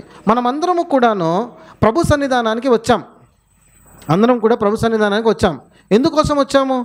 ప్రభువుని స్తుతించాలని, ప్రభువుని ఆరాధించి గణపరచాలని చెప్పి వచ్చాము. అదేవిధంగా ఆయన వాక్యం ద్వారా బలపరచబడాలని చెప్పి, సహవాసములో మనందరం కూడా సంతోషించాలని చెప్పి సహవాసానికి మనం వస్తాం. సో ఈ సంతోషం ఏదైతే సహవాసములో ఉన్నదో అది మనం అందరం రుచి చూసాము కాబట్టి అది పొందుకోవడానికి మనం అందరం కూడా ఇక్కడ ఉన్నాం. మరి ఇప్పుడు టైం చూస్తే 12 అవుతుంది. లోకంలో మీకు గమనించినట్లయితే కనుక మార్నింగ్ షో స్టార్ట్ అయిపోయి ఉంటుంది. మార్నింగ్ షో సినిమా స్టార్ట్ అయిపోయి ఉంటుంది. ఆ టీవీలోనే కావచ్చు, థియేటర్లోనే కావచ్చు. అంటే ఇప్పుడు దానిలో ఆనందాన్ని వెతుక్కునే వాళ్ళందరూ కూడా ఎక్కడ ఉంటారు? అక్కడే ఉంటారా? ఉండరండి. సో దాంట్లో ఆనందాన్ని వెతుక్కునే వాళ్ళందరూ అక్కడ ఉంటారు. సో సహవాసములో ఉన్నటువంటి ఆనందాన్ని మనం వెతుక్కుంటున్నాము కనుక, అందులో ఆనందం ఉన్నటువంటి సత్యాన్ని గ్రహించాము కనుక ఇక్కడికి వచ్చి మనం ఏం చేస్తున్నాం? ఆనందాన్ని వెతుక్కుంటున్నాం. ఆయన సన్నిధిని సంపూర్ణ సంతోషము గలదు అని చెప్పి లేఖనం సెలవిస్తుంది కదా. ఆ సత్యాన్ని గ్రహించాం మనం. అందుకే ప్రభు సన్నిధానానికి మనం వస్తూ ఉంటాము. కేవలం ఇక్కడ మనం సహవాసంగా ఉన్నప్పుడే కాదు, మనం ఇంట్లో ఉన్నప్పుడు కూడాను ప్రభుతో స్పెండ్ చేయడానికి ఇష్టపడుతూ ఉంటాం. వాక్యములో ఒక మాధుర్యం ఉంది, వాక్యములో ఒక బలం ఉంది. ఈ వాక్యములో ఉన్నటువంటి ఆ రుచి మనం ఒకవేళ చూసినట్లయితే కనుక మనం ఏం చేస్తాం? మాటి మాటికి వాక్యం దగ్గరికి వెళుతూ ఉంటాం. అదేవిధంగా మనకి ఏదైనా కష్టమో, బాధ, శ్రమ వచ్చిందనుకోండి, ఇది తీర్చగలిగిన వాడు, నా హృదయంలో ఉన్న భారాన్ని తొలగించగలిగినటువంటి వాడు కేవలం యేసుక్రీస్తుని మనం గుర్తించాము కనుకనే ఏ కష్టం వచ్చినా మనం ఏం చేస్తున్నాం? ముందు ప్రభు దగ్గరికి వస్తున్నాం. ప్రభువా, ఈ బాధ ఉంది నాయన, దయచేసి ఇది తీర్చవా అని అడుగుతున్నాం. అడిగిన వెంటనే ఏమైపోతుంది? మన హృదయంలో ఉన్న భారం అంతా తగ్గిపోతుంది. అటువంటి అనుభవంలోనికి మనం అందరం కూడా వెళుతున్నాము. ప్రతిరోజు జరిగేటటువంటి ప్రక్రియ. సో ఆయన గుణలక్షణాలన్నీ మనం తెలుసుకునే ఉంటున్నాము. ఆ తెలుసుకున్న లక్షణాల్లో మనం ఏం చేస్తున్నామంటే ఆయనతో సహవాసంలో ముందుకు కొనసాగుతున్నాం అనమాట. సో ఈ లక్షణాల యొక్క మాధుర్యాన్ని గ్రహించినట్టు వారమైతే గనక ఎక్కువ శాతము మనం ఆయనతో సహవాసం ఉండేటటువంటి అవకాశం ఉంటుంది. మనమందరం కూడా ఆయన క్షమాగుణాన్ని రుచి చూసాం. మనము మరి భయంకరమైనటువంటి రోత జీవితంలో ఉన్నప్పుడు, అటువంటి భయంకరమైన పాప జీవితంలో ఉన్నప్పుడు, చచ్చిన స్థితిలో ఉన్నప్పుడు దేవుడు ఏం చేశాడు? మనల్ని క్షమించి తన హక్కును చేర్చుకున్నాడు. ఈ సత్యాన్ని మనం గుర్తించినటువంటి వారం ఆయన స్తుతించకుండా కొనియాడకుండా ఉండలేం. అదేవిధంగా మరి మనము బలహీనులమై ఉన్నాము కాబట్టి ఎక్కడో చోట తప్పిపోతుంటాం. మాటికి మన మాటల్లో, చూపుల్లో, చేతల్లో, తలంపుల్లో, ఆలోచనలో, ఉద్దేశాల్లో ఏదో రకంగా ఎక్కడో చోట తప్పిపోతాం. తప్పిపోయిన ప్రతిసారి కూడాను మనం ఏం చేస్తాము? ప్రభు దగ్గరికి వస్తాం. ఆ పక్షవాయువు గల వానితోటి ప్రభు ఆ మాట పలికారు చూసారా, ఇదిగో నీ పాపములు క్షమింపబడనే పో అంటే వాళ్ళందరూ చదువుతూ ఉంటారు అక్కడ. ఏంటి పాపము క్షమించడానికి నువ్వెవరు అంటారు? దేవుడు తప్ప ఎవరు క్షమించలేరు కదా అంటారు. నాకు అధికారం ఉందన్నది, నేను దేవుడిని అని చెప్పి ఆయన చెప్పినటువంటి మాట. సో ఆ సత్యం మనం గ్రహించాము కనుకనే పాపము చేసిన ప్రతిసారి లేదా బలహీనత చేత ఏడవబడిన ప్రతిసారి ప్రభు దగ్గరికి వస్తాం. వచ్చి ఏమడుగుతాము? ప్రభువా నన్ను క్షమించు అంటాం. క్షమించు అని అడిగిన వెంటనే మన పాపం క్షమించబడుతుంది కనుక మనలో ఉన్నటువంటి ఆ గిల్టీనెస్ అంతా కూడా పోతుంది. అమ్మయ్య, అప్పుడు సంతోషం వేస్తారు, ప్రభు నన్ను క్షమించాడు అని చెప్పి హృదయానికి ఒక ఊరట కలుగుతుంది. నా దేవుడు నన్ను క్షమించాడు అన్నటువంటి ఒక కాన్ఫిడెన్స్ మనకు వస్తుంది. సో గుణ లక్షణాలను తెలుసుకోవటం ఎంత ప్రాముఖ్యమంటే, మన దైనందిక జీవితంలో ప్రభువుతో పాటు సహవాసము కలిగి ముందుకు కొనసాగాలంటే దేవుని లక్షణాలు తెలుసుకోవాల్సిందే. ఎవరైతే ఎక్కువగా తెలుసుకుంటారో వారు ఎక్కువ సహవాసంలో ఉంటారు. ఇదే మనము తెలుసుకునేటటువంటి ఒక కంక్లూజివ్ పాయింట్ పిల్లరా. ఎక్కువ లక్షణాలు ఎవరైతే తెలుసుకుంటారో అంత ఎక్కువగా ప్రభు మీద ఆధారపడుతూ ఉంటారు. సో వాత్సల్యత గురించి ఎంతమందికి తెలుసు? వాత్సల్యత గురించి కొంతమందికి. ఇప్పుడు వాత్సల్యత అనే లక్షణం ఏంటో ప్రభువు కలిగి ఉన్నాడనే సంగతి మనకు తెలిసిందనుకోండి, మనం వెంటనే దేవుని దగ్గరికి వెళ్ళి ప్రభువా నీ వాత్సల్యత నాకు చూపి అని అడుగుతాం. సో ఈ వాత్సల్యత అనే లక్షణము ఎప్పుడు ఎలా మనకి ఇంప్లిమెంట్ అవుతుందో కూడా ఒక మాటలో జ్ఞాపకం చేసుకుందాం. ఒకవేళ మనం ఏదైనా తప్పు చేసాం, తప్పు చేసినప్పుడు ప్రభు అంటాడు, ఈ తప్పుకు నువ్వు శిక్ష అనుభవించాల్సిందే, ఏమాత్రం కూడా క్షమాపణ లేదు, దానికి తగినటువంటి ఒక శిక్ష నువ్వు పొందవలసిందే అంటాడు. ఏదైనా సరే ఒక చిన్న శిక్ష వేస్తాడు. మరి నిత్య జీవం నుంచి తోసేసేటటువంటి శిక్ష కాదు, మనం పొరపాటున చేసినటువంటి తప్పిదాలకి ఒక చిన్న శిక్ష ఏదైనా వేశాడు అనుకుందాం. ఆ శిక్ష వేసినప్పుడు సరే ఏదైనా ఒక రోగానికో ఏదో దానికో మనకు అప్పగించాడు అనుకుందాం. అప్పగించినప్పుడు మనం ఒకవేళ వాత్సల్యత అనే లక్షణం తెలుసున్నాం అనుకోండి, దేవుని యొక్క లక్షణము, ప్రభు దగ్గరకు వస్తాం, ప్రభువా నీ వాత్సల్యతతో నన్ను క్షమించవా అని అడుగుతాం. అంటే ఏంటంటే దాని అర్థము వాత్సల్యత అనేది ఏంటంటే శిక్ష వేసిన తర్వాత కూడాను ఆ శిక్షను తగ్గించి క్షమించేటటువంటి గుణమే వాత్సల్యత. సో ఈ లక్షణం తెలిసిందనుకోండి, ఒకవేళ శిక్ష అనుభవిస్తున్నప్పుడు కూడా ఏమంటాం? వచ్చి ప్రభువా నన్ను దయతో క్షమించు అని అడుగుతాం. ఆ వాత్సల్యత నా పైన చూపించు నాయనా అని అడుగుతాం. ఆ శిక్ష, పెద్ద శిక్ష ఏదైతే ఉంటుందో అది ఏమైపోతుంది? తగ్గిపోతుంది అనమాట. బైబిల్లో ఉదాహరణ ఉంది కదండి, దావీదు తప్పు చేస్తాడు, గర్వించి సైన్యాన్ని లెక్క పెడతాడు. లెక్క పెట్టినప్పుడు దేవుడు అంటాడు 3 రోజుల పాటు శిక్ష నీ మీదకి వస్తుందంటాడు, మొత్తం నీ జనమందరూ చనిపోతారంటాడు.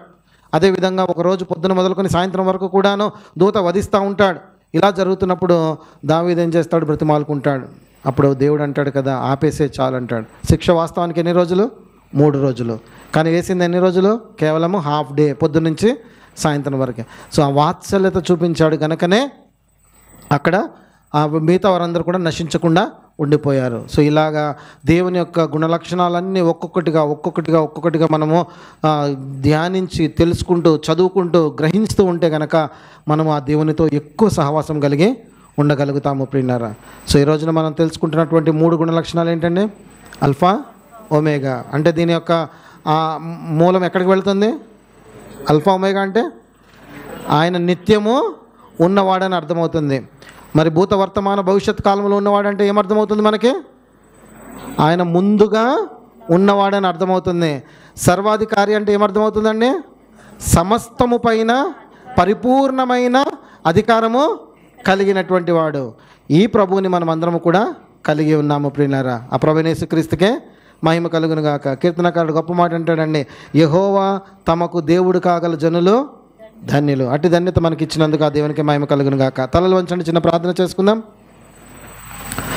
పరిశుద్ధుడైన మా దేవ, ప్రేమగల తండ్రి, మీకు వందనాలనైనా మరొకసారి ప్రభువా నీ యొక్క గుణలక్షణాలను నాయన మాకు బయలుపరిచినందుకు వందనాలు. నాయన నువ్వు నిత్యము ఉన్నటువంటి వాడువు, నాయన నువ్వు అన్నిటికన్నా ముందుగా ఉన్నటువంటి వాడువు, అదేవిధంగా సమస్తము పైన పరిపూర్ణమైన శక్తి కలిగినటువంటి వాడువుగా మాకు బయలుపరుచుకున్నందుకు వందనాలు. ఇట్టి దేవుడిని కలిగి ఉన్నటువంటి మేము ధన్యులమని మాకు సెలవిస్తున్నందుకు వందనాలు ప్రభువా.